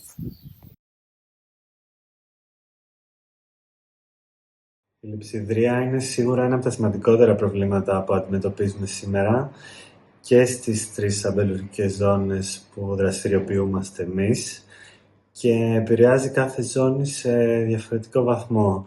Σίγουρα το πρόβλημα είναι πολύ μεγαλύτερο στη Σαντορίνη, ακολουθεί η Νεμαία, αλλά και στη Μαντινία υπάρχει θέμα, ειδικά όταν έχουμε πάρα πολύ ακραίες θερμοκρασιακές ημέρες, όπου εκεί θα χρειαζόμασταν το νερό για να βοηθήσουμε τα αμπέλια να αποφύγουν το θερμικό σοκ. Για αυτούς τους λόγους είναι μία από τις πρώτες μας προτεραιότητες η διαχείριση του νερού σαν Τσέλεπος Wine στα επόμενα χρόνια. Ήδη αυτή τη στιγμή ολοκληρώνουμε το πρώτο έργο στην περιοχή της Μαντινίας. Ολοκληρώνουμε τη δημιουργία ενός συστήματος με τεχνητό ταμιευτήρα νερού, ο οποίος θα έχει χωρητικότητα 1200 κυβικά μέτρα και θα μας επιτρέπει να ποτίζουμε τα αμπέλια μας στις περιπτώσεις αυτές των ακραίων καιρικών συνθήκων. Και θα ακολουθήσει ένα αντίστοιχο project και στην Νεμαία, που αυτή τη στιγμή μπορούμε να προμηθευόμαστε μόνο μικρές ποσότητες νερού από το Δήμο. Στη Σαντορίνη το πρόβλημα είναι πολύ μεγαλύτερο και επειδή υπάρχει πάντα και ο ανταγωνισμός με τον τουρισμό και οι απαιτήσεις νερού είναι πολύ μεγάλες, η λύση εκεί είναι πιο δύσκολη. Θεωρώ ότι όλοι ψάχνουμε την καλύτερη λύση εκεί, όλη η παραγωγή. Η αφαλάτωση είναι μία λύση, αλλά αυτή τη στιγμή δεν νομίζω ότι υπάρχει αρκετό νερό για όλους. Κάτι άλλο που μπορεί να γίνει είναι μικρές ποσότητες πάντα να προμηθευόμαστε βρόχινο νερό όπου αυτό είναι δυνατό. Θεωρώ όμως ότι στην Πελοπόννησο το θέμα μπορεί να λυθεί πιο εύκολα με κάποιες ενέργειες όπως αυτές που είπα πριν, αλλά στη Σαντορίνη πρέπει να γίνει ένας κεντρικός σχεδιασμός μέσω της αφαλάτωσης.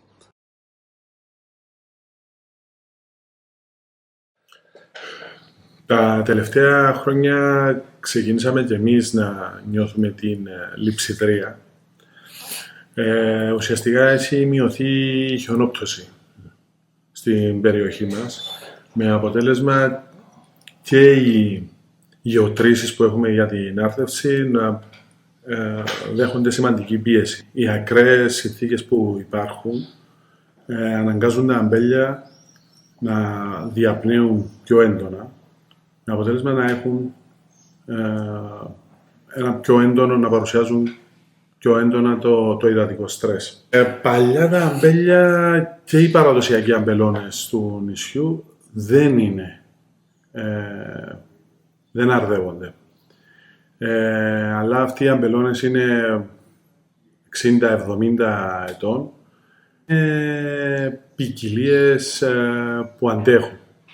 Αρχές της δεκαετίας του 90 οι νέες φυτεύσεις έχουν έρθει οι ευρωπαϊκές ποικιλίες που έχουν μεγαλύτερες υδατικές ανάγκες. Στην Κύπρο υπάρχουν αυτόριζα αμπέλια. Έχουμε βίτης βινίφερα με βίτης βινίφερα. Δεν έχουμε αμερικάνικα υποκείμενα. Τα αμερικάνικα υποκείμενα από τη φύση τους δεν είναι τόσο αθεκτικά σε αυτές τις συνθήκες. Και ειδικά σε τέτοια εδάφη όπως έχουμε εμείς, που είναι ουσιαστικά αμμώδη εδάφη, αμμώδη πετρώδη εδάφη. Εμείς έχουμε αμπελώνες ξεκινώντας από τα 1200 που βρίσκεται το Ιονίου, ανεβαίνοντας μέχρι τα 1400, κάποιοι αμπελώνες πάνε για ακόμη περισσότερο, 1500, όπως έχουμε δει σήμερα. Ενδεχομένως η λύση είναι να επιστρέψουμε στις δικές μας γηγενείς ποικιλίες. Αυτό όμως που μας προβληματίζει και είναι σημαντική παράμετρος είναι ότι για την εγκατάσταση ενός νέου αμπελώνα και τη δημιουργία του νέου ριζικού συστήματος υπάρχουν οι ανάγκες. Άρα προσπαθούμε και διαχειριζόμαστε το νερό με προτεραιότητα στους νέους αμπελώνες, έτσι ώστε να εγκαταστήσουν το ριζικό σύστημα και προσπαθούμε να αποδεσμευτούμε από τις μεγάλες ανάγκες των ξένων ποικιλιών, αντικαθιστώντας σιγά σιγά τον αμπελώνα.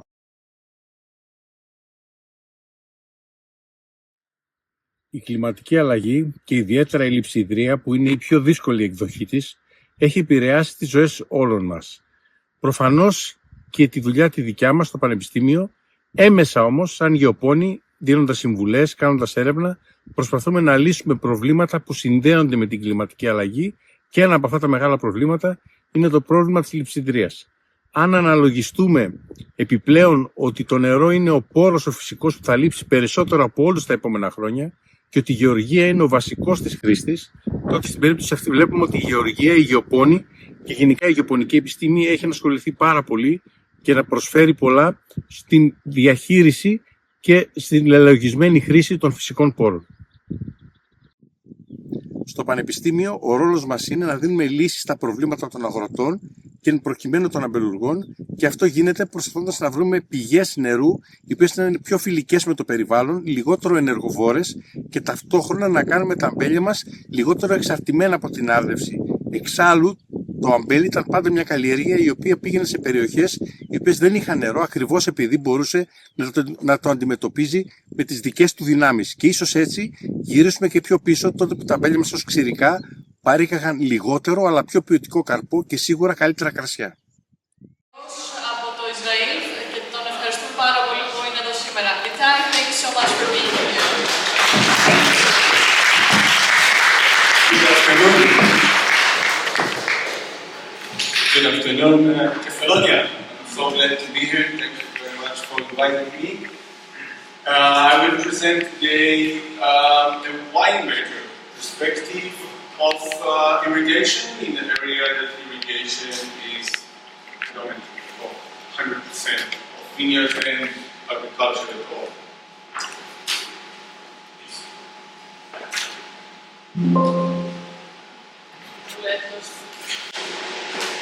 Yeah. So first of all, although some have the image that Israel is an army place, most of it is not, and the premium wine regions get a sufficient amount of rain, usually and for now, but obviously not at all the time that we need it. So during the growing season, we don't get any rain. Always. There's no rain on June, July, August, September, sometimes not even May. Like this year, for example, May was very little participation.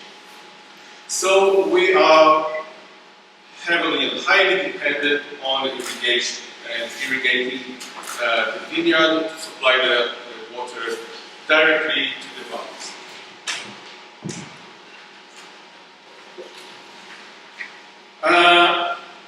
But what I've said now is what I understand also the situation in Kefalonia, because in most season, in most of the years, you have about the same annual rain as Israel has, 600, 500 to 800, depends on the region.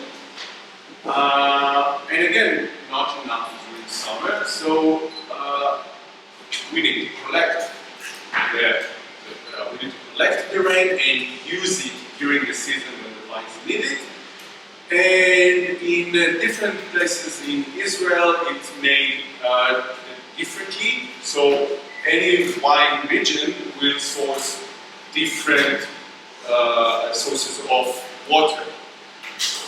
Some of the regions, like Golan Heights and part of the Galilee, which are really our premium vineyard regions, they have really high quality wines, high quality wines also, but high quality water from spring water and well water, or collecting in ponds like we saw in your other pictures, collecting the rain in ponds.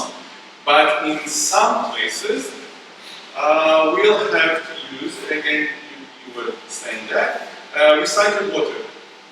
And in many cases, we'll have a blend of different kinds of water sources. But some of the premium vineyards will be dependent on recycled water. We call it high quality recycled water. They picked the sources of the water to recycle. They sometimes blend it, but still this is part of some of the regions.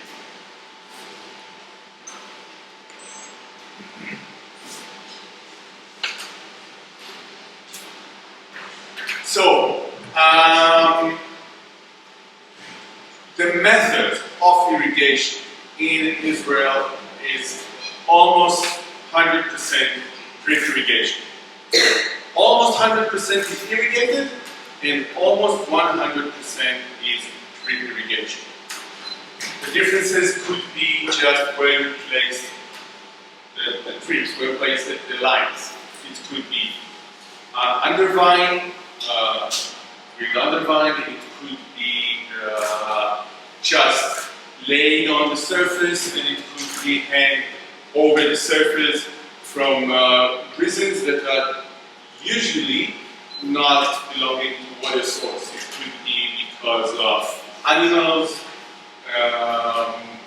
but mainly it doesn't really matter where you place the line.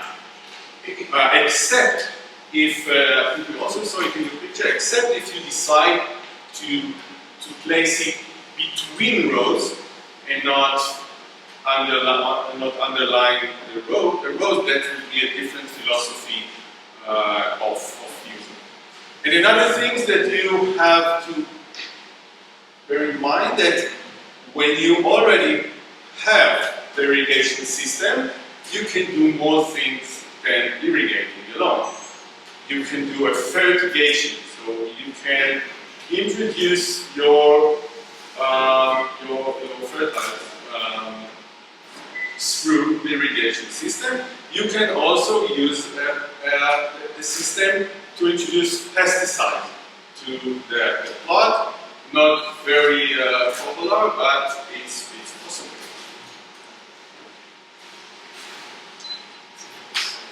And it's really a different way of thinking when you have the ability to open the valve. When you decide when rain will come, when the water will water.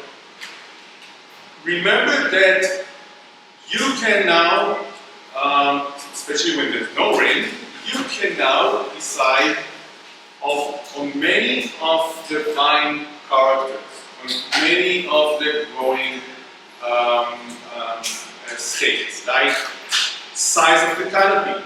It's in your hand now. Not all of it, and depends on also on the rain, the winter rain. But when there's no, the size of the canopy is in your hand. The size of the berries and the bunches. You can influence the length of ripening. You can influence the uniformity of ripening. fruit turgor at the end of the season. You can not totally control, but you can influence the sugar accumulation and the acid accumulation. Those things, when you have valve in the water, are not only luck, it's responsibility. It's good, but there's no one to blame if you did your mistakes.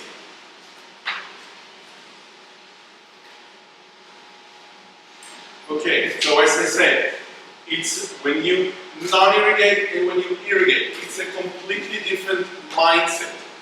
Now, you have so many things to decide in maybe the most critical factor in wine growth during the season.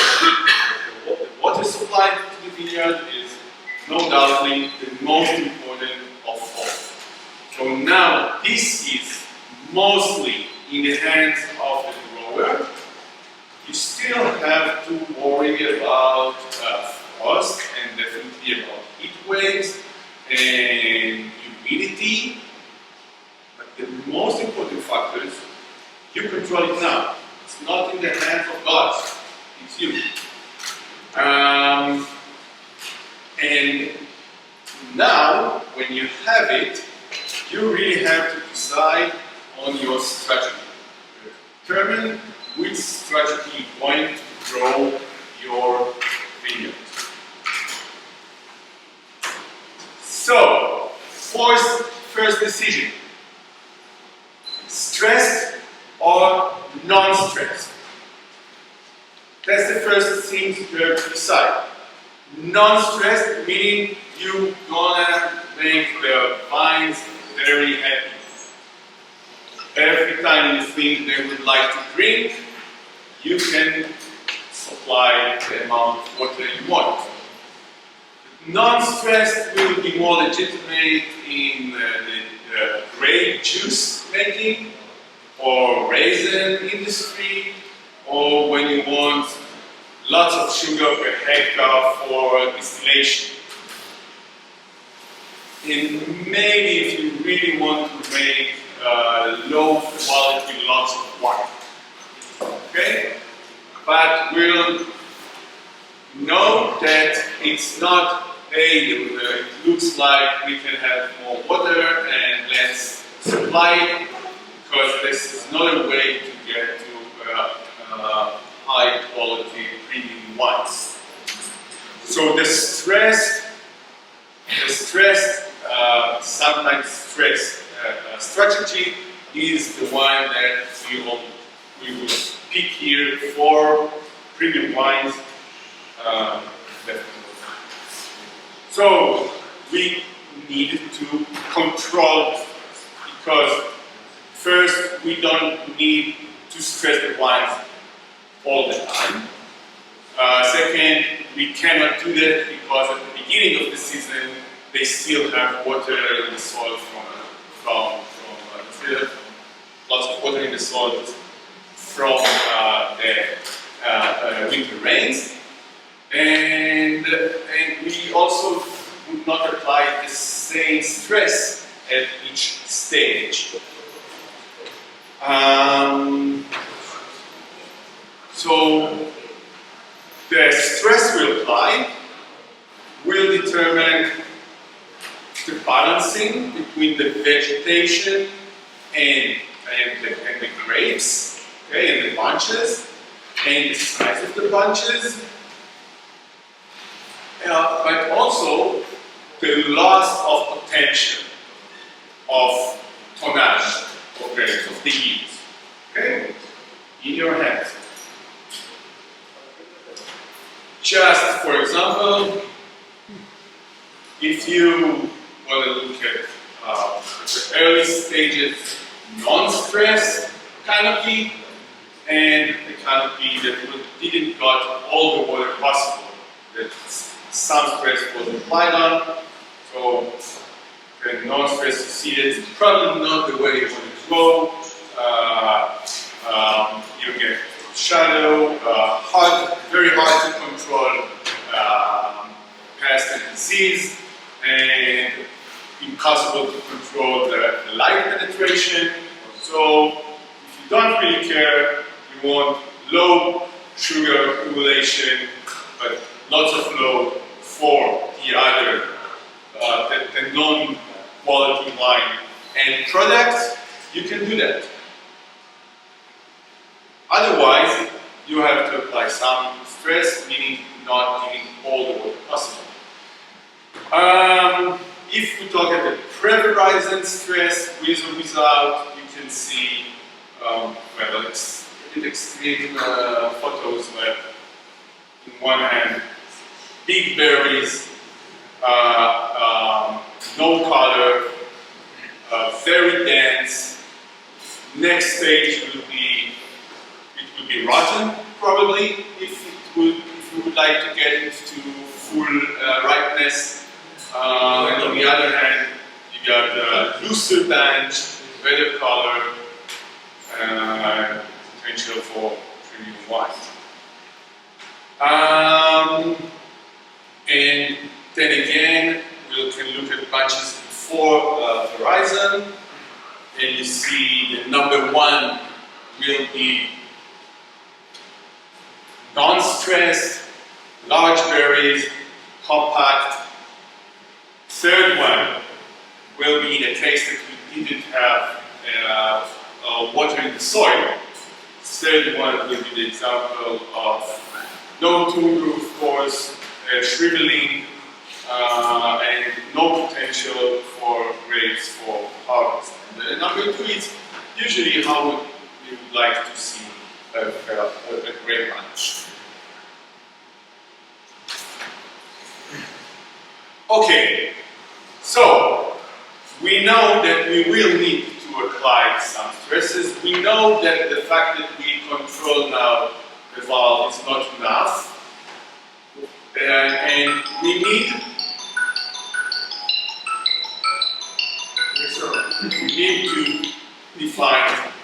to define our goals.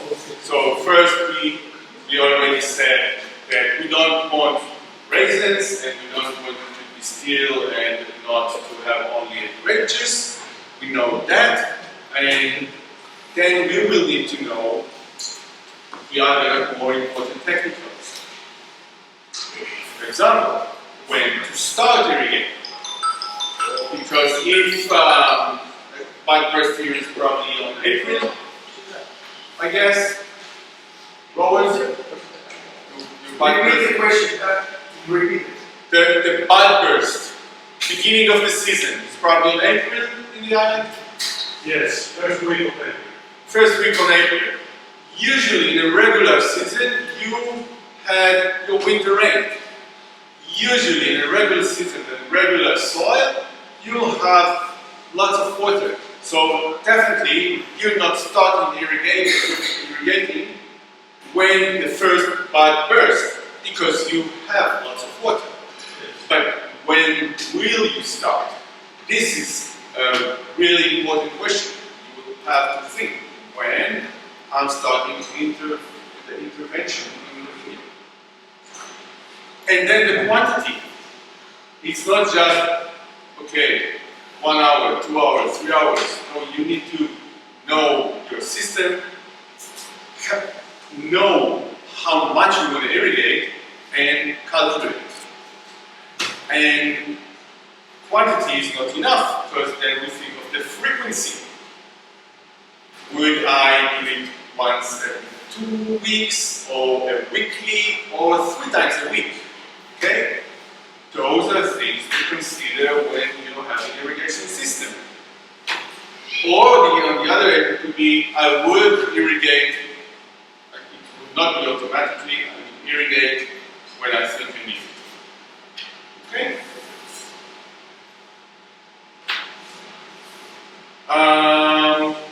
Okay? We need to discuss and think about our strategies. Okay? Strategies could be really different between, we will see it next, between varieties, between soils. It's definitely the aim of this vineyard, where each wine is going to make, for sure it's one of the things that will determine your strategy, but because we don't know everything, it's also a philosophy thing. What do I believe will make the wine the way I want it to taste? Because really, although the science is nicely improving all the time, we still don't know everything. So your philosophy always get together with the science. But the basic strategy for premium growth, for premium wine growing, will be as follows. First, you definitely want to build up your sugar factory. Okay? So you need the full canopy. Let's say, usually, if it's VST, then it usually will be 80 centimeters to 1 meter, maybe a little bit more. But that depends on your training system. That depends on the row, if it's a narrow or wide plantings, because you don't want to shade the next row if you have too high canopy. So first we call it to build the wall. To build the wall. Build the wall of leaves, which are our factory for sugar by photosynthesis. Now, when you finish your first target, then you really want to stop it. Because at this stage, you have your factory, and now you want the resources of the vine to go to the fruit. You don't want to build the wall forever. You want to stop it at the position you determine, and now you want the vine to think only about ripening the fruit. Preserving this wall. We're not going to dry the wall, we need to preserve it, but more we think now about fruit and how we move resources to the fruit. So we need to stop the growth. It's also in our hand. It's not, okay, we have 1 liter, what's now? It's in our hand. We need to know when to stop irrigating or to lower down the irrigation.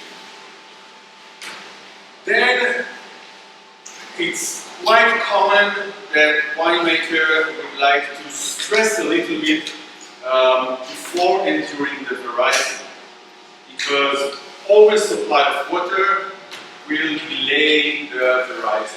We want to have a quick and uniform variety.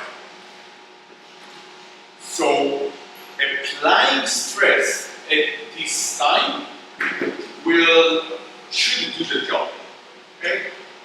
More water, longer variety. Less water, perfect variety. No water, again, longer variety. Okay, so it needs to be adapted. And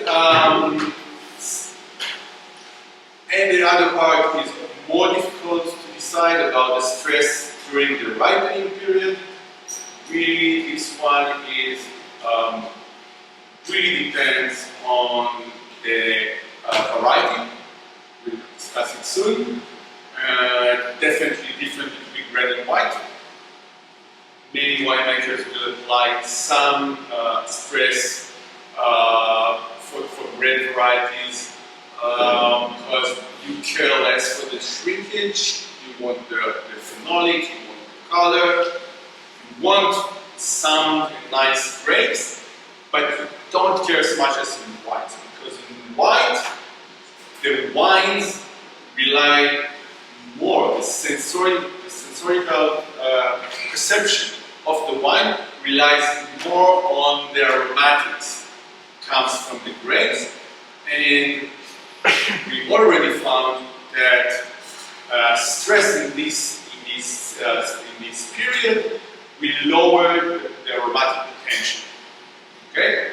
Again, overwater will lower it too. But we don't want the same kind of stress on white because in red, color, phenolic structure is more important. Not that it's not important in white, but it's more important in red. And in white, the aromatics is more important. That's why your structure here is split between the red and the white.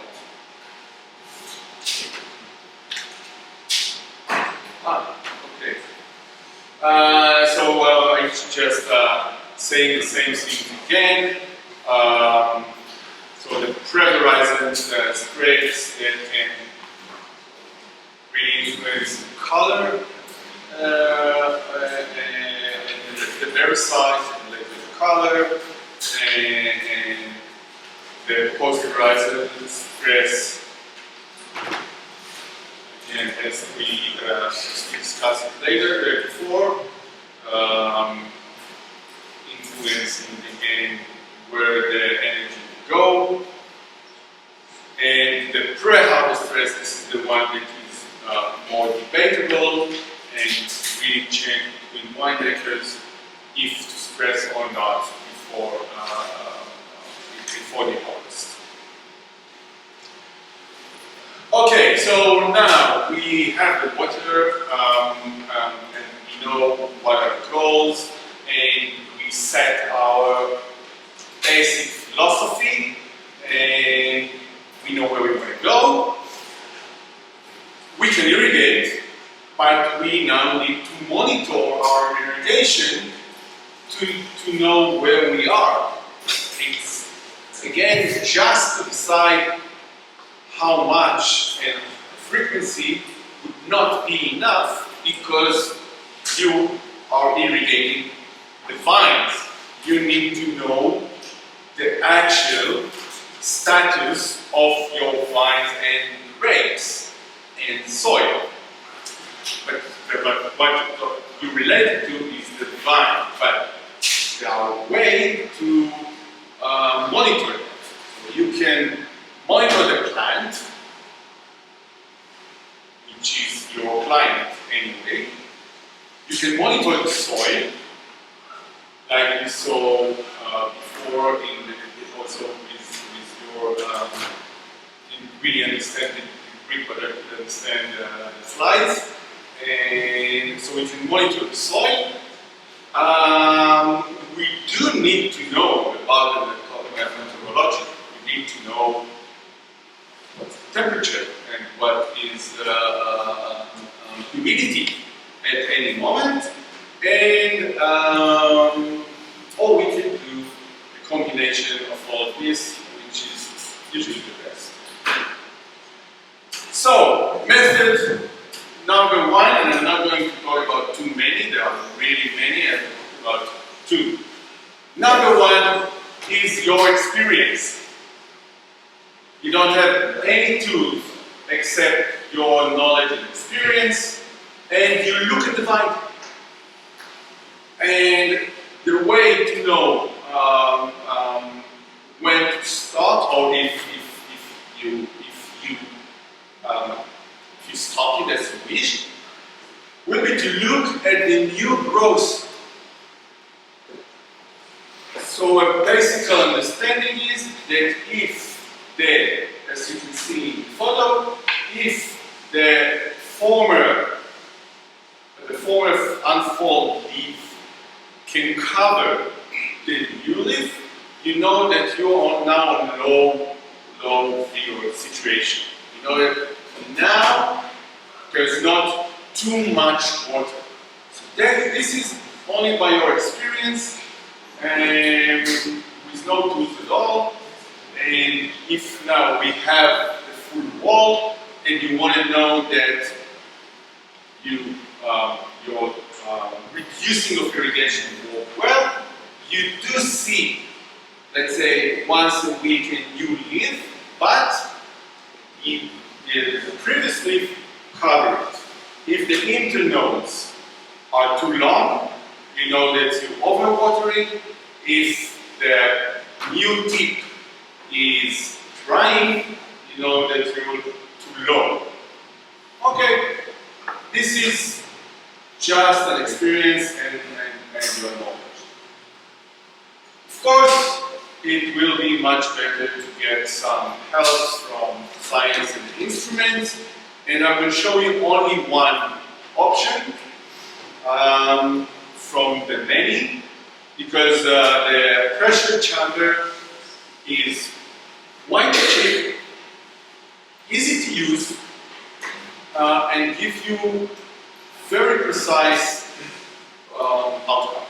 Okay, everyone can use it, and I think that it's the most used tool in Israel. So the more sophisticated wineries use drones and other more sophisticated system to measure the trunk and the soil.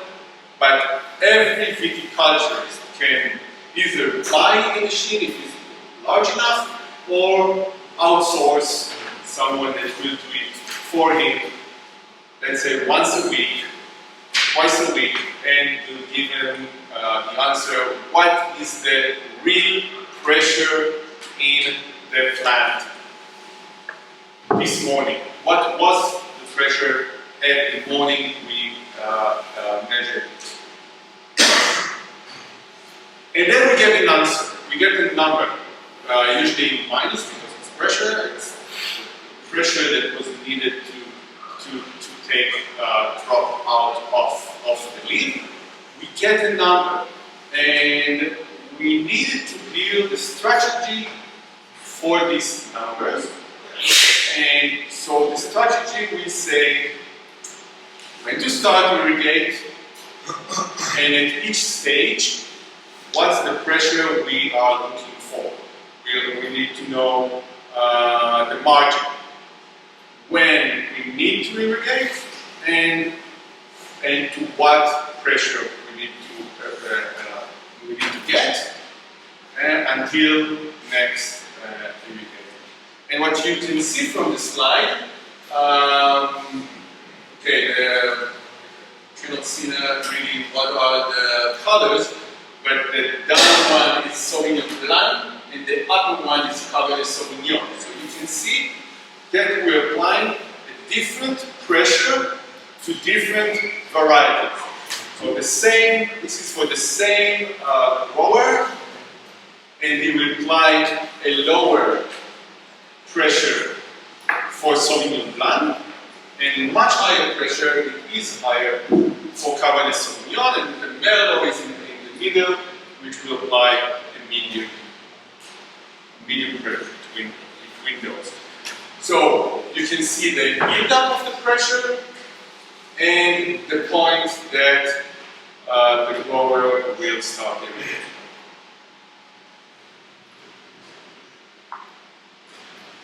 Okay, that was looking at the plant, and now we need to look at the soil, because it's not only when to irrigate, it's also how much and what was the frequency. And we can see here three options. The one that says deep water means that your irrigation is useless. There are so much water in the soil, whatever you apply will do nothing. There's water there, you cannot build up pressure, you won't get stress in this vineyard. It's full of water. Second one, an independent, meaning that it will take longer. It has water. It's usually deep water, it has water, so only later on it will need the incubation. And the third option really depends on irrigation. And why all of this is happening? Because of differences in the soil. The matrix, the depth, the slope, etc. So you can see that in two close linear. One in a rocky slope, and one will be just next to it. On the valve, one will have to be irrigated twice a week, and the other one, same variety, same clone, same climate, same philosophy, but it wouldn't need much water at all. It could be irrigated only very late season. Okay, so soil is very important for the decision making. Obviously, you can find it in your client, in your vine pressure. Vine pressure will tell you much about your soil. So you definitely can know your soil from other ways, but really the pressure you get will tell you if the soil hold water, hardly, or not at all. And another very important thing is the variety. And we look at two extremes that we call them isohydric and anisohydric. The isohydric varieties usually the one that is everyone here, for example, will be Kalasha, will be the one that will be in the dictionary for isohydric. A little bit of stress he feels, he closed the stomach. When he closed the stomach, then there's no evaporation, there's less evaporation, and the vines store more water, reserve more moisture, and it's way more resistant to, it is resistant relatively to drought. So that's my guess. I don't know, but I guess that the indigenous variety that were adopted to a severe drought will be more on the isohydric side. On the other hand, you have the anisohydric, and the one that is more known, mostly known, I guess, is Syrah. So Syrah will have a different strategy than Grenache. Syrah's strategy will be, if there's a stress, I'll keep the stomach open, because this way I will ripe my fruit faster. But that could happen only if, in some point, he will receive water. And if not, it will collapse and stop accumulating sugar. So this is a really important thing to know when you apply stress, which is your variety can cope with stress, and how much stress can you apply. Do it on Grenache, do it on Syrah, you're not going to ripen the grapes. Okay, unless it's rare. So that's the strategy of the plant and your behavior because of that. And almost last thing is the climate. So regions used to usually measure the VPD, the vapor pressure deficit, meaning how much water the plant extracted and lose from the soil. And it's the table, and there's on the internet you'll find calculators taking account temperature and humidity. The higher the humidity, the less transparency. The higher the temperature, the more. And if you on the blue, green, maybe pinkish, you're not in stress condition. If you have high temperature, low humidity, you're starting to get into those highly pressured, highly stressed situation, and you need to know that to apply water with your pressure. So, the summary. First, for those of you, which is most of you that are not irrigating, mindset change. Okay? Irrigating farming, it's really a different approach for growing. You have the tool, but you have no one to blame. It's on you. And then we had to define the factors of our vineyard. The soil, the climate, the variety. We have to develop our strategy. And as we said, most important is what is the wine that we want to grow, which wine we want to get in the end. And also some beliefs. And the practical implementation, as we said before, the timing, the frequency, the quantity. Yes, the influence. And last is the monitoring. You apply water, you want to know the effect. So I discussed 2 ways of monitoring. There are way more, but those 2 are very sufficient.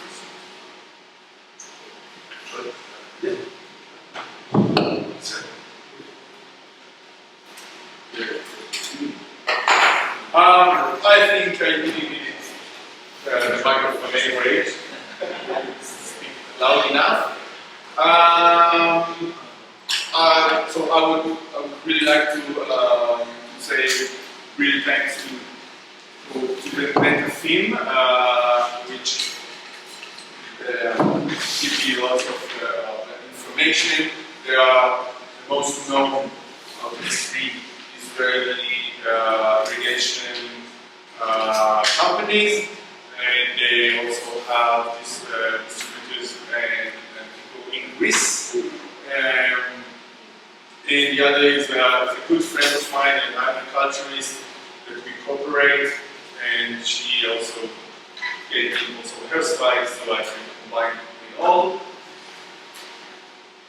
And I want to thank you very much for your hospitality, and really jealous of your lovely, lovely island. Keep on doing the good things you do, and produce those beautiful wines, even in a climate change situation. Thank you.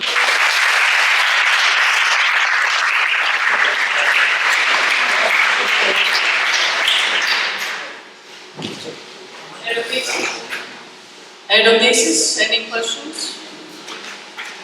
You mentioned twice that what wine you want is the most important thing, of course. Is there a fine line when you have to decide? Again, if you are looking for quantity or if you decide to go for the quality, is there a fine line with all these 4 parameters? I mean, the environment, soil or climate, variety. Is there a fine line where you can decide to have most of the quality that you are looking for and not to lose as much quantity as it is possible? If you want to go for high yields or low yield, it's not a fine line, it's a big line. But when you want to go for quality, you still want the yield. There's the fine line. So you want to go for quality, but you need to make some wine, not 1 bottle from 1 batch. So there goes the fine line.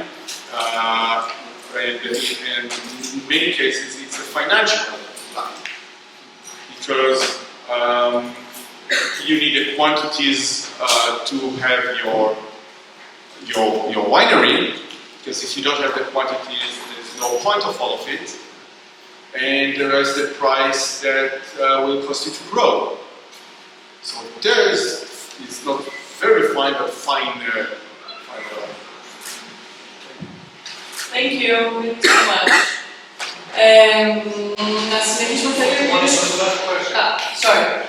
You said that 100% of the vineyards in the country are irrigated.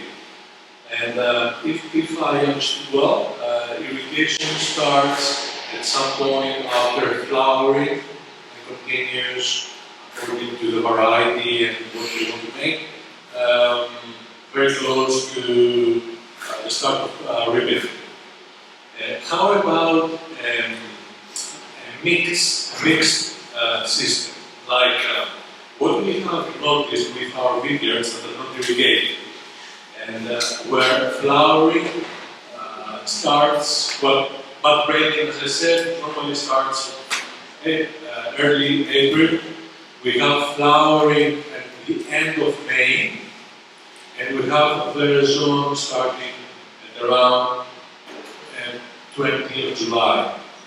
What we have noticed is that everything goes fantastic up to end of June, first week of July. Until end of June, vineyards look very nice, very healthy, very green, promising, and at some point, just before veraison, like first week of April, we see a huge decline in their growth, leaves starting to fall, and berries stuck. They don't grow anymore and they start shrinking maybe, and this is the point where we lose much of their growth. Some grapes, some vineyards are able to continue to veraison and move forward, and some just stop. So I want to ask, if on that time of mid to end of June, where vineyards are still in good shape, if we apply some water, will we be able to go on with veraison and ripening, or this might not be any help at all? Okay, let's start with, I said almost 100%. I'm sure there are a few that are not, but almost 100. So it's, as you said, it happens in some vineyard in the same year and some don't. So that means what the quantity of water in the soil and where is the positioning of the roots. So if the water is available to the vine or the water is unavailable to the vine. Now, when you at the beginning you said when do you start to irrigate? So in some years it could be June, but for example last year we had about half of the annual regular rain, and many growers started on May. I think even at the beginning of the season because they wanted to feel the soil. So the critical point in your question is, how do I know? And the answer will be measure. So if you know the points that could start to be critical, then you measure the pressure or the soil. If you measure the pressure, then you have a 1 week advance over your vines. So you know 1 week in advance what will happen, because you see now in once. You can see a drop in the pressure at once, and you know this is time. This is time to irrigate. And the next vineyard there was no drop, so I would not.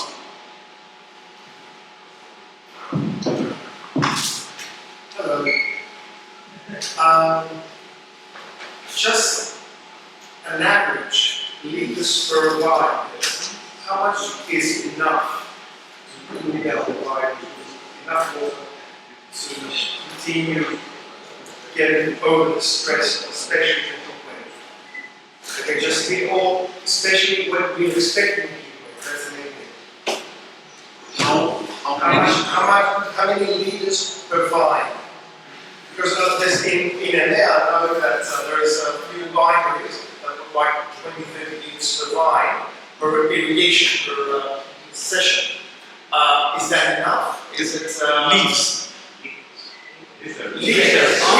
Liters. Okay. So this is really important again. If you want the quantity, then more. Whatever I say, put more. But if you're going for the quality, then it's really the soil and the availability for the vines. If you want to know figures, let's say that quite a regular way of thinking that you can start from there will be 10 liters per hectare per day. Okay, that's sounds very normal for you? Okay, 10 liters per hectare per day. Now you see a situation. It could be 5 or it could be 15. Okay? But start of thinking of 10 per day. Now, what is per day? If you're going to irrigate once a week, then your amount will be 7 times this multiplied by the hectares. Okay, and if you do it twice a week, then you calculate for 3 or 4 days. Thank you. Any more questions? No. We're good. Thank you so much, Itay. Προχωράμε με τον κύριο Γιάννο. Καλησπέρα για από μένα. Έχω την ευτυχία ή τύχη να είμαι ο τελευταίος ομιλητής, οπότε θα προσπαθήσω να είμαι σχετικά σύντομος. Έχετε ήδη κουραστεί, είμαστε 2 η ώρα, ξέρω ότι είναι και ώρα του φαγητού. Πρώτα απ' όλα να συγχαρώ το ΣΟΚ για την πρόσκληση, να συγχαρώ τους συνομιλητές μου για τις πολύ ωραίες παρουσιάσεις τους. Congratulations guys for your presentations. Κατοδυστικότατες και κάλυψαν και αρκετό μέρος από τα δικά μου τα στοιχεία. Και να πω επίσης ότι η παρουσίαση αυτή με πολλά από τα στοιχεία του κ. Κοντουμπρά που είδαμε πριν στο βίντεο, ο οποίος ήταν καθηγητής μου στο Μεταπτυχιακό Αρχαιολογίας και Κοινωνίας στο Αριστοτέλειο. Εγώ είμαι γεωπόνος, όπως γράφει πάνω. Είμαι τα τελευταία 15 χρόνια εργάζομαι αποκλειστικά στο τομέα της αμπελολογίας. Και από το 2020 αποτελώ μέρος της ομάδας του Τμήματος Γεωργασιλείου, της ομάδας γεωπόνων, αλλά έχω και είχα συνεργασίες και συνεχίζω να έχω με αρκετές περιοχές της Ελλάδος, όπως και εδώ στο νησί. Οπότε έχω και μια εμπειρία από τις συνθήκες εδώ και το πόσο δύσκολη δουλειά κάνετε, σε σχέση με, παραδείγματος χάρη με εμάς, όπου έχουμε κάποιες παραπάνω παροχές. Οπότε ξεκινώντας, θα αφήσω κάποια αρχικά γενικά και θα μιλήσουμε λίγο για κάποια προγνωστικά μοντέλα για την περιοχή της Ανατολικής Μεσογείου που βρίσκεται η Ελλάδα, όπου τα τελευταία 25 χρόνια έχουμε μια μείωση των ροχοπτώσεων περίπου στα 20% και τα προγνωστικά μοντέλα δυστυχώς δεν είναι βίωνα. Θα μειωθούν περαιτέρω ροχοπτώσεις γύρω στα 10 με 15% στα επόμενα 50 χρόνια. Ειδικά για τον ελληνικό χώρο, εδώ είναι ένας χάρτης που δείχνει τις συνολικές βροχοπτώσεις ανά περιοχή. Βλέπω ότι η Δυτική Ελλάδα, λόγω της οροσυράς που είναι ευνοημένη θεωρητικά από αρκετές περισσότερες βροχές τα τελευταία χρόνια. Αλλά τα μοντέλα πρόγνωσης κάνουν ότι λόγω για μείωση βροχών κατά 20 με 30% στις επόμενες δεκαετίες, ιδιαίτερα στη Νότια και την Ανατολική Ελλάδα. Και για να δούμε λίγο για την περσινή ένταση και τον περσινό καύσωνα, υπήρχε μια σημαντική μείωση της χειμερινής βροχόπτωσης. Και όταν λέμε χειμερινή βροχόπτωση, εννοούμε Οκτώβριο με Απρίλιο. Οπότε τον περσινό Οκτώβριο, ουσιαστικά την περσινή καλλιεργητική περίοδο, η μείωση βροχόπτωσης σε σχέση και με το μέσο όρο της προηγούμενης δεκαετίας, δηλαδή κατά το οκτάμινο Οκτώβριο με Απρίλιο της δεκαετίας του 2012-2022 έφτασε στο 50%. Ιδιαίτερα βέβαια στερεά Ελλάδα, Αθήνα, Εύβοια και τα νησιά του Αιγαίου. Τώρα αυτά νομίζω τα έχουμε πει πάνω κάτω, οπότε να τα ξεπεράσω λίγο. Εδώ θα σταθώ σε αυτή τη διαφάνεια, διότι είναι η διδάση εξεργασίας, που πολλές φορές και εσείς ως παραγωγή βλέπετε κάποια πράγματα, με ρωτάτε, είναι κοντά τα φυτά μου, δεν έχω καλή καρπόδεση και ψάχνω να βρούμε τους λόγους. Και μια φορά είναι μπροστά μας ο λόγος, είναι λόγω εξεργασίας. Έτσι, στα διάφορα στάδια της αμπέλου, τα δύο βασικά προβλήματα είναι τι γίνεται με την υδατική καταπώνηση, αναστολή φυσιολογικών διαργασιών και υπερθέρμανση των φύλων. Δηλαδή, αναστολή και της διαπνοής του φυτού. Τώρα, κατά την εκβλάστηση, έχουμε ανομοιογραφία στην εκβλάστηση. Βέβαια, στις δικές μας συνθήκες συνήθως δεν παρατηρούμε κάτι σε αυτό το πλαστικό στάδιο, αλλά καθώς προχωράμε προς την άνθηση, έχουμε μείωση του μήκους των πλαστών και φιλικής επιφάνειας. Στην άνθηση έχουμε κακή καρπόδεση, κακή διαφοροποίηση. Ενώ από εδώ και πέρα, σίγουρα βλέπετε αυτά τα επόμενα φαινόμενα στους αμπελώνες σας.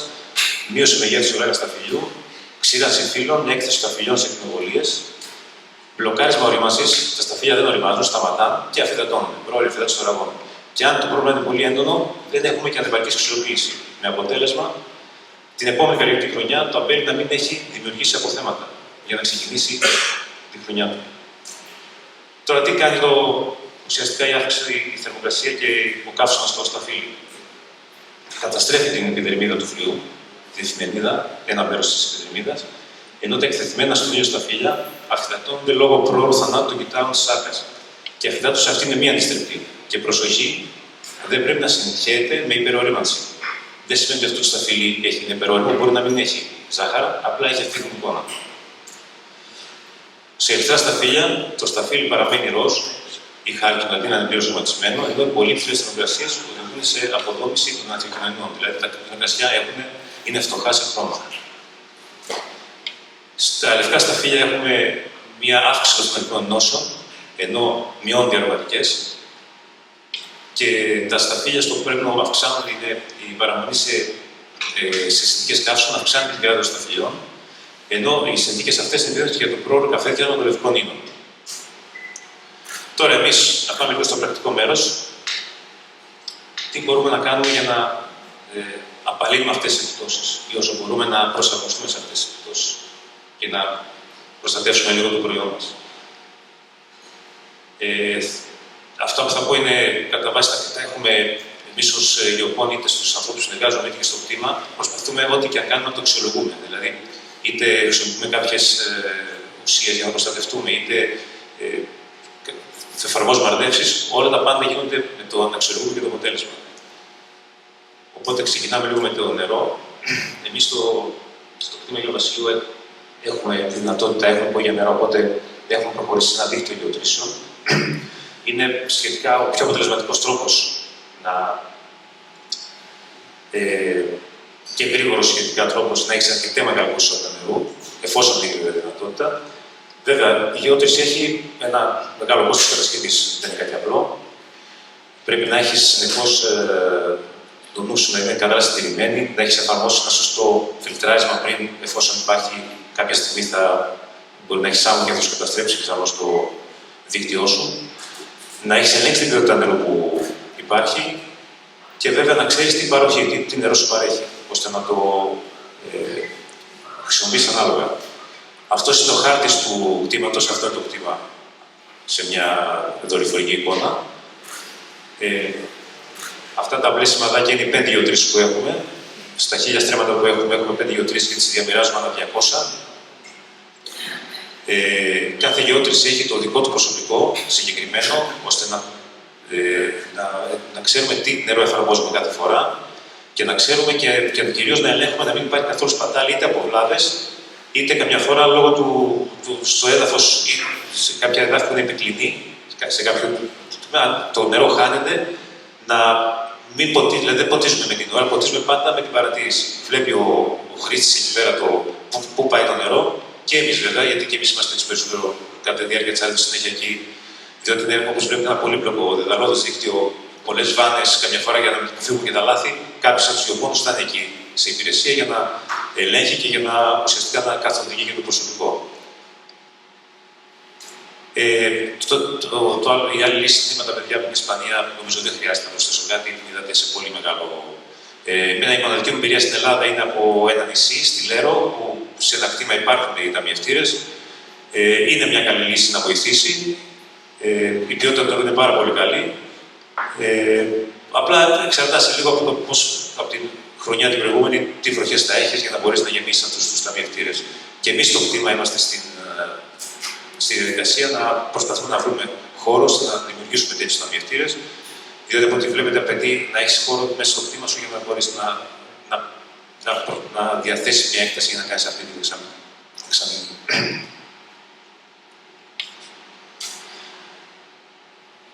Τώρα, το επόμενο στάδιο είναι εφόσον έχεις άρδευση να επιλέξεις το σύστημά σου. Τα διάφορα είδη είναι η υπέργεια άρδευση, η υπόγεια άρδευση, η DRZ, Direct Zone όπως λέμε, και το Misting System. Εμείς στο κτήμα έχουμε υπέργειο σύστημα άρδευσης, αυτό ουσιαστικά είναι μια τωρινή φωτογραφία από μια νεόφυτικη θητεία λιμνιού στο κτήμα. Το υπέργειο σύστημα άρδευσης έχει τα μειονεκτήματα ότι υπόκειται σε εξάντληση, δημιουργεί επανειακές ρίζες και έχει πάρα πολλές πλάκες από πουλιά, μηχανήματα, αλλά είναι το πιο απλό για να γίνει. Είναι πάρα πολύ εύκολο, σχετικά δηλαδή δεν θέλει κάποια ιδιαίτερη γνώση. Αντίθετα, η υπόγεια άρδευση έχει ειδικότερο εξοπλισμό, πιο συγκεκριμένο, γίνεται πολύ πιο αργά. Έχουμε ένα μεγάλο τμήμα και εμείς με υπόγεια άρδευση. Έχει και αυτή τα μειονεκτήματα ότι μπορεί οι ρίζες να μπουν στους αλλάκτες, μπορεί να έχει ζημίες ορτικά. Και όπως έδειξαν και τα παιδιά την Ισπανία στη φωτογραφία, πάντα τη βάζουμε το σωλήνα στη μέση του διαδρόμου, δεν τη βάζουμε κάτω από τις ρίζες. Και είναι πιο πρακτικό βέβαια, αλλά και για να αποφύγουμε αυτές τις ζημίες που λέμε από πάνω στις προηγούμενες ζημίες που είπαμε. Το Direct Root Zone είναι μια άρδευση, η οποία όπως βλέπουμε εδώ πέρα, ουσιαστικά είναι μια υπέργεια άρδευση, αλλά στοχεύουμε το νερό να πάει κατευθείαν με έναν άκαπτο σωλήνα σε ένα εκτιμητό βάθος κατευθείαν στο ριζόστρωμα.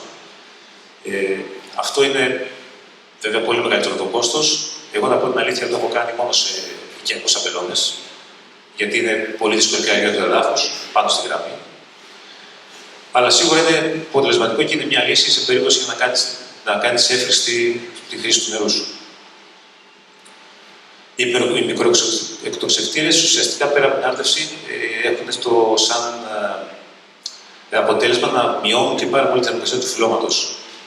Λόγω της σαν ομίχλη που χρησιμοποιείται, σαν νέφος μικρονεύσιμο που χρησιμοποιείται, που δημιουργείται εκεί στη ζώνη του φυλλώματος.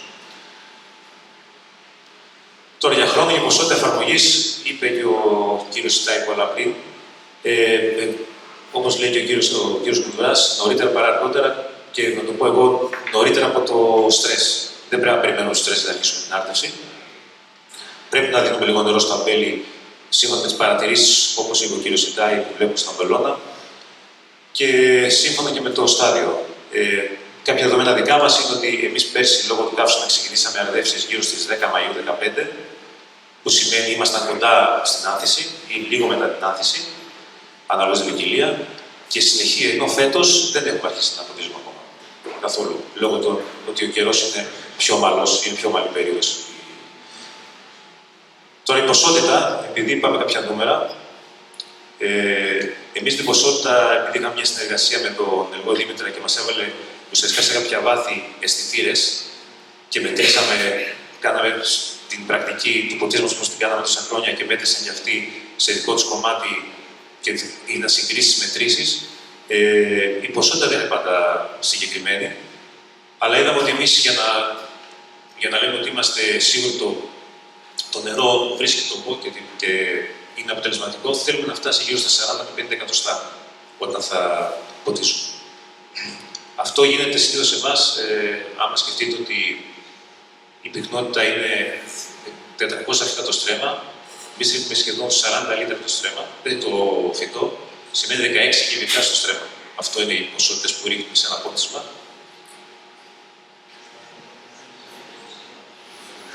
Βέβαια, πάντα αναλόγως στο έδαφος και τις συνθήκες τις κλιματικές συνθήκες. Τώρα, όπως είπα, έχουμε δοκιμάσει αρκετά προϊόντα, σχεδόν ό,τι κυκλοφορεί στην αγορά, νομίζω, στον αμπελώνα, αλλά και στους συνεργάτες μου, μαζί στις διάφορες δηλαδή, περιοχές. Δεν τα έχω αξιολογήσει, δηλαδή, δεν τα έχω αξιολογήσει μόνο στο κτήμα τεχνολογίας και περιοχές που ίσως να είναι και πιο έντονες οι καιρικές συνθήκες.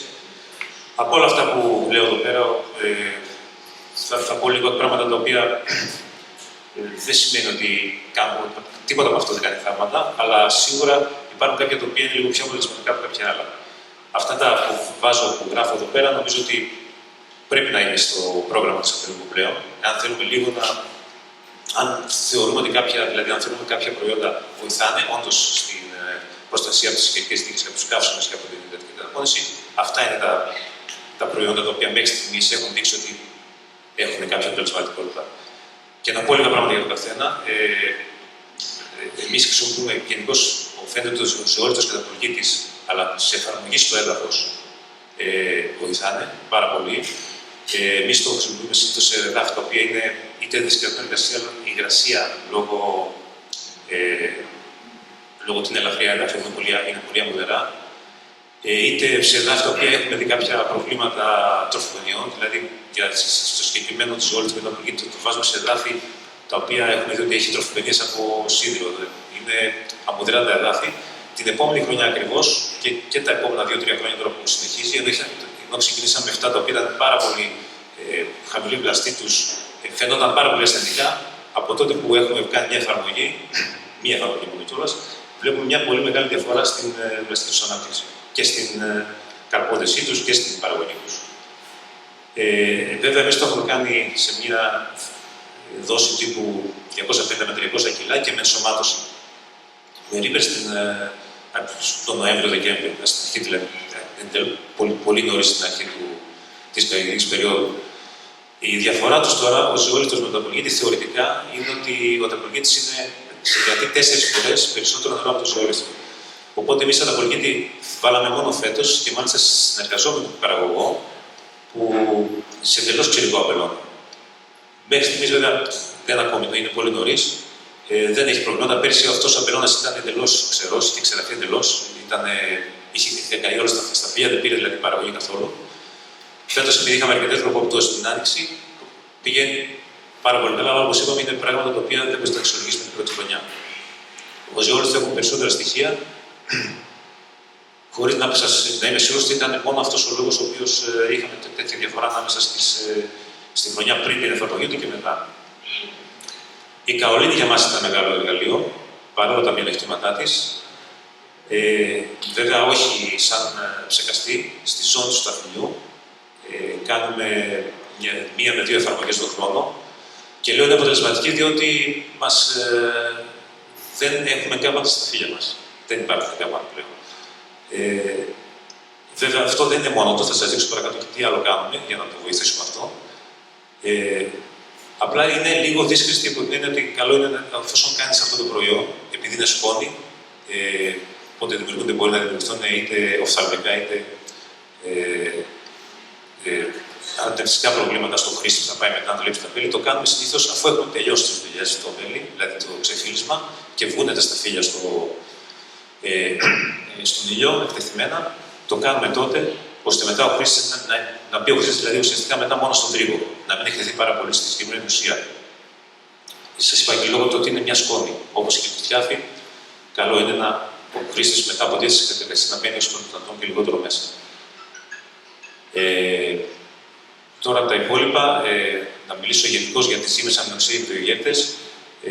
Εγώ αυτό που έχω δει από την εμπειρία μου είναι ότι αυτά τα προϊόντα δουλεύουν αρκετά καλά σε αυτές για προστασία από τις καιρικές συνθήκες, αλλά πώς δουλεύουν. Δεν σημαίνει ότι θα βάλω αμινοξί ή ζύμη για ένα βιοεγέρτη. Υπάρχουν εκατοντάδες τέτοια προϊόντα, δεν το συζητάμε. Αλλά δεν θα το βάλουμε μία φορά μέσα και θα περιμένουμε να έχουμε αποτέλεσμα. Ούτε σε μία χρονιά. Είναι πράγματα που λειτουργούν συνέχεια και αθλητικά, δηλαδή και σε αρκετά ψηλές δόσεις, και τα βάζουμε και συνδυαστικά πολλές φορές. Εγώ θεωρώ ότι σε σχέση με. Δεν τα έχω βάλει σε αμπελώνες που ήταν πάρα πολύ αδύνατοι στην αρχή και επιμένουμε επί 4-5 χρόνια και τα χρησιμοποιούμε, θεωρώ ότι έχουν ένα μέρος και μια συμβολή στο να έχουν αλλάξει η εικόνα αυτοί οι αμπελώνες, τουλάχιστον προς την ευρωστία τους και την παραγωγικότητά τους. Τώρα αυτό που είπα για το καολίνι, εμείς στο κτήμα έχουμε αρχίσει πλέον λόγω της κλιματικής και λόγω αυτής της έντασης του καύσιμου και ιδιαίτερα της ακτινοβολίας, η οποία καίει πολλές φορές τα σταφύλια. Εδώ βλέπουμε από το κτήμα μια φωτογραφία. Έτσι όπως βλέπετε δεξιά είναι ο παλιός τρόπος που ξεφυλίζαμε, δηλαδή εκτεθειμένο όλο το σταφύλι μέχρι το δεύτερο σίγμα εντελώς και από τις δύο μεριές, το οποίο πλέον είναι απαγορευτικό να το κάνεις, για μένα προσωπικά τουλάχιστον. Οπότε έχουμε κάνει το αριστερό, δηλαδή αφήνουμε σαν μια σκεπή από αριστερά και από δεξιά και εσωτερικά βγάζουμε όλα τα φύλλα, δημιουργούμε δηλαδή ένα τούνελ όπως φαίνεται στην αριστερή φωτογραφία. Και η εικόνα του αμπελιού, εδώ βλέπετε πόσα φύλλα έχει κάτω, είναι κάπως έτσι από πλάγια στην επόμενη φωτογραφία.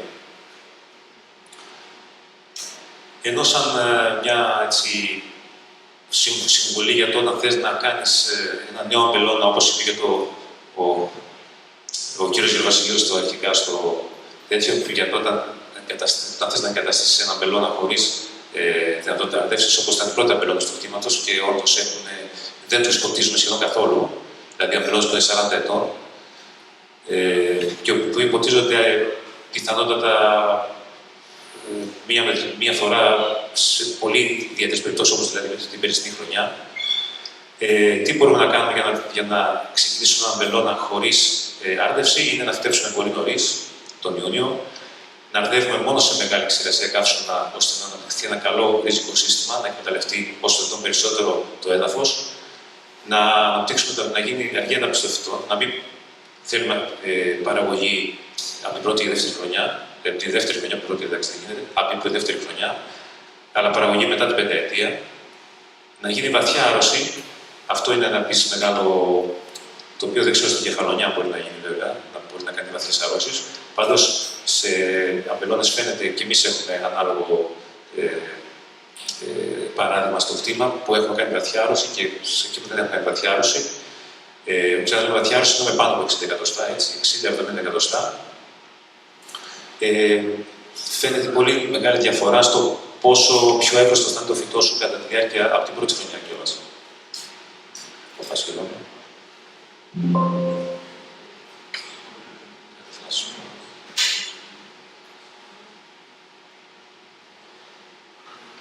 Και βέβαια, όταν εγκαταστάσεις έναν αμπελώνα χωρίς να έχεις νερό, δεν πρέπει να έχεις καθόλου το χωράφι σου καθαρό από χόρτα, καθόλου ζυζάνια και θα επιλέξεις ζωηρά, όπως είναι τα παιδιά από την Ισπανία, ανθεκτικά υποκείμενα στην περιοχή μας.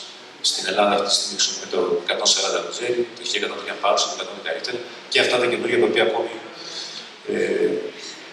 δεν έχουν δηλαδή εμπειρία σε αυτά τα υποκείμενα, αλλά μάλλον θα έρθουν και σιγά σιγά και αυτά στην ζωή μας. Προσπάθησα να είμαι γρήγορος, ήθελα να πω περισσότερα, αλλά σας ευχαριστώ πολύ για την.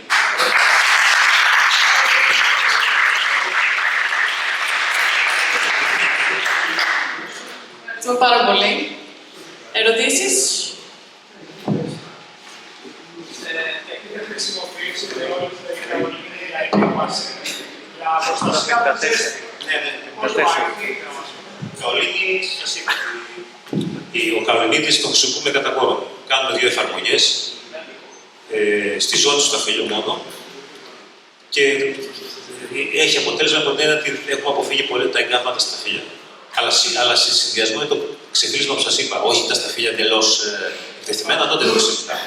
Ο ζεόλιστος έχει το ίδιο αποτέλεσμα, αλλά ο καολίνης έχει καλύτερο αποτέλεσμα. Το ζεόλιστο χρησιμοποιούμε στο έδαφος. Η καολίνη έχει μεγαλύτερη ανακλαστική ικανότητα. Δηλαδή να τα ανακλά καλύτερα τον ήλιο. Και έχει και μία εντομοαποθετική ιδιότητα. Σε μικρά έντομα όπως είναι ο θρύβας, στις ελιές ο πάκος π.χ. και όντως έχει. Η ποσότητα είναι, εμείς βάζουμε 2,5 με 3 κιλά το στρέμμα. Αλλά 2 φορές. Μία στην αρχή και μία αν χρειαστεί εδώ. Που έχει επίπαση. Ψεκασμό. Ψεκασμό ψεκαστικό. Ψεκαστό. Δεν νερό. Στέργιο. Ξεφύλισμα στα κόκκινα. Ενώ στα λευκά πρέπει να κάνουμε το τούνελ για να έχουμε έτσι καλύτερο προστασία από το ήλιο, στα κόκκινα όμως πρέπει να έχουμε μια τεχνολογική οριμάση που βοηθιέται να ξεφυλίσουμε το αμπέλι νωρίς. Τι γίνεται εδώ πέρα, δεν μπορούμε να πλέξουμε το κάσο. Τι γίνεται, να ξεφυλίζουμε νωρίς ή να μην ξεφυλίζουμε νωρίς στην περίοδο στα κόκκινα στάδια. Στους κόκκινους αμπελώνες. Στα κόκκινα το ξεφύλισμα μπορεί να γίνει λίγο πιο έντονο, ναι. Αλλά σίγουρα πάλι μόνο από την μεριά την βορεινή. Δηλαδή την ανατολική. Δεν θα ξεφυλίσουμε από τη μεριά την δυτική. Καθόλου δηλαδή. Ωραία, και κάτι ακόμα. Το σύστημα αυτό με τον ψεκασμό που για να προμηθευτεί και εκτός της θερμοκρασία μπορεί να χρησιμοποιηθεί προληπτικά και για το πάγο. Το χρησιμοποιείται, ναι, σε περιπτώσεις που υπάρχει πάγος. Μπορεί να χρησιμοποιηθεί. Νομίζω ότι καλύτερα δεν τα αξιολογώ, δεν θα πω ότι έχω δει να χρησιμοποιηθεί. Άλλη ερώτηση. Να ρωτήσω εγώ κάτι. Ναι. Ζεόλιθος ή καολίθος τελικά? Σας είπα, είναι ο καολίθος εγκαστή, ζεόλιθος τέταρτος. Αυτό είναι οι δικές μου μας. Από την εμπειρία μου, μια παρατήρηση σε χρονιές άγγελες, ειδικά με το ζεόλιθο. Έχετε παρατηρήσει εσείς, τουλάχιστον που σίγουρα θα το χρησιμοποιείτε πιο πολλά χρόνια από εμάς, ότι σε κάποιες χρονιές οι οποίες είναι οι τροποποιήσεις πολύ ελάχιστες, αντί να διατηρείτε, πρέπει και ό,τι απομένει από υγρασία και δεν την αποδίδει γενικά στο φυτό. Γιατί εμείς παρατηρήσαμε κάτι τέτοιο. Ναι, αυτό είναι ένα θέμα το οποίο δεν ξέρω, ο ζεόλιθος δεν κάνει μόνο την. Δεν βελτιώνει μόνο την. Δεν είναι μόνο η υδατοκορτικότητα, δεν σημαίνει μόνο νερό. Είναι ότι επιτρέπει και τα στοιχεία τα οποία είναι δεσμευμένα στο έδαφος λόγω εδαφικών να αποδοθούν στο φυτό. Δηλαδή έχει λίγο διπλό ρόλο. Επίσης, να πω ότι είναι και ο τρόπος που το βάζει στο ζεόλιθο. Πιθανώς αυτό που λέτε σε μια επιφανειακή εφαρμογή να συμβαίνει. Αν το βάλεις όμως σωστά, δηλαδή αν πει σε κάποιο βάθος κινητό 20-30 εκατοστά, δεν νομίζω ότι θα έχει αυτό το αποτέλεσμα που λέτε. Και άλλα δύο πράγματα να ρωτήσω. Μεγάλη πλαστική επιφάνεια είναι. Για ποιο θέμα όμως? Σε εποχές του συνεργατικού, όπως έχει καταλήξει το κλίμα, η πλαστική επιφάνεια που θεωρείται ότι είναι σωστή και αρνητικό είναι το ύψος στις κλιμάκιδες. Το ύψος για μένα είναι και αυτό που έχω πει. Είναι τώρα η Κεφαλονιά είναι άλλο πράγμα. Κάθε τόπος είναι διαφορετικός. Για μένα τα φύλλα χρειάζονται πάνω από το κακό. Να έχει μεγάλη πλαστική. Σίγουρα να μιλάμε πάντα έτσι για την περιοχή την δική μας με αμπελώνες οι οποίοι δεν έχουν τη δυνατότητα να αρθούν. Μιλάμε για εξαιρετικούς αμπελώνες. Εντάξει, τα φύλλα χρειάζονται. Δηλαδή τα φύλλα 1,5 μέτρο δηλαδή πάνω από το σταφύλι, εγώ θέλω το βτήθος πρέπει να υπάρχει. Εγώ αν μπορούσα δηλαδή στο κτήμα θα πήγαινα και παραπάνω. Εκεί παραδείγματος ξέρουμε το βαρδάρι τον αέρα, δεν μπορούμε να φύγουμε πάνω από. Η πασαλή μας δηλαδή είναι στα 2 μέτρα. Εγώ θα πήγαινα και παραπάνω. Προσωπικά λέω, το θέλω το φύλλο. Μιλάτε για συλλογικό ύψος βασάλου από το έδαφος ή από την κουβιά στα πρώτα του κλίμα? 1,5 μέτρο με κουβιά στα πρώτα του κλίμα. Να το πω έτσι. 1,5 μέτρο. Και το τελευταίο που θα ήθελα να ρωτήσω είναι το εξής. Θεωρείτε ότι τα φαινόμενα που παρουσιάζονται στους αμπελώνες έχουν να κάνουν και με τα υποκείμενα τα οποία βασικά με το μήκος των εμβολιασμένων κλιμάτων τα οποία έρχονται βάλει καθιστούμε όλοι στους αμπελώνες μας, διότι εγώ έχω και αμπελώνα ο οποίος φύτεψα μόνο έναν άγριο υποκείμενο σε βάθος που φτάσει στο 1 μέτρο και έχω χρησιμοποιήσει και κλίματα τα οποία είναι έτοιμα εμβολιασμένα από αυτό. Να σας πω ότι πέρσι με την Λειψυδρία αναγκάστηκα να αποτίσουμε πολύ δύσκολο τρόπο κλίματα ηλικίας 20 ετών, διότι με μεγάλες επιπτώσεις. Τι πιστεύετε ότι είναι καλύτερο? Ή ο εμβολιασμός των αμπελώνα με άγριο φυτεμένο στο 1 μέτρο βάθος? Είναι εντάξει. Το 1 μέτρο είναι διαφορετικές συνθήκες. Σίγουρα έχει περισσότερα θέματα υγρασίας ειδικά σε σχέση με τα 5 εκατοστά που βάζουν το έτοιμο το εμβολιασμένο. Αυτό είναι σίγουρα καλύτερο, αλλά είναι θέμα πρακτικότητας με την αν μπορείτε να το κάνετε, δηλαδή σε εμάς αυτό δεν μπορεί να γίνει. Όταν έχω φτιάξει τα τελευταία 4 χρόνια 500 στρέμματα, καταλαβαίνετε ότι δεν θα μπορούσα να το κάνω εύκολα. Ευχαριστώ πολύ. Ευχαριστούμε πάρα πολύ.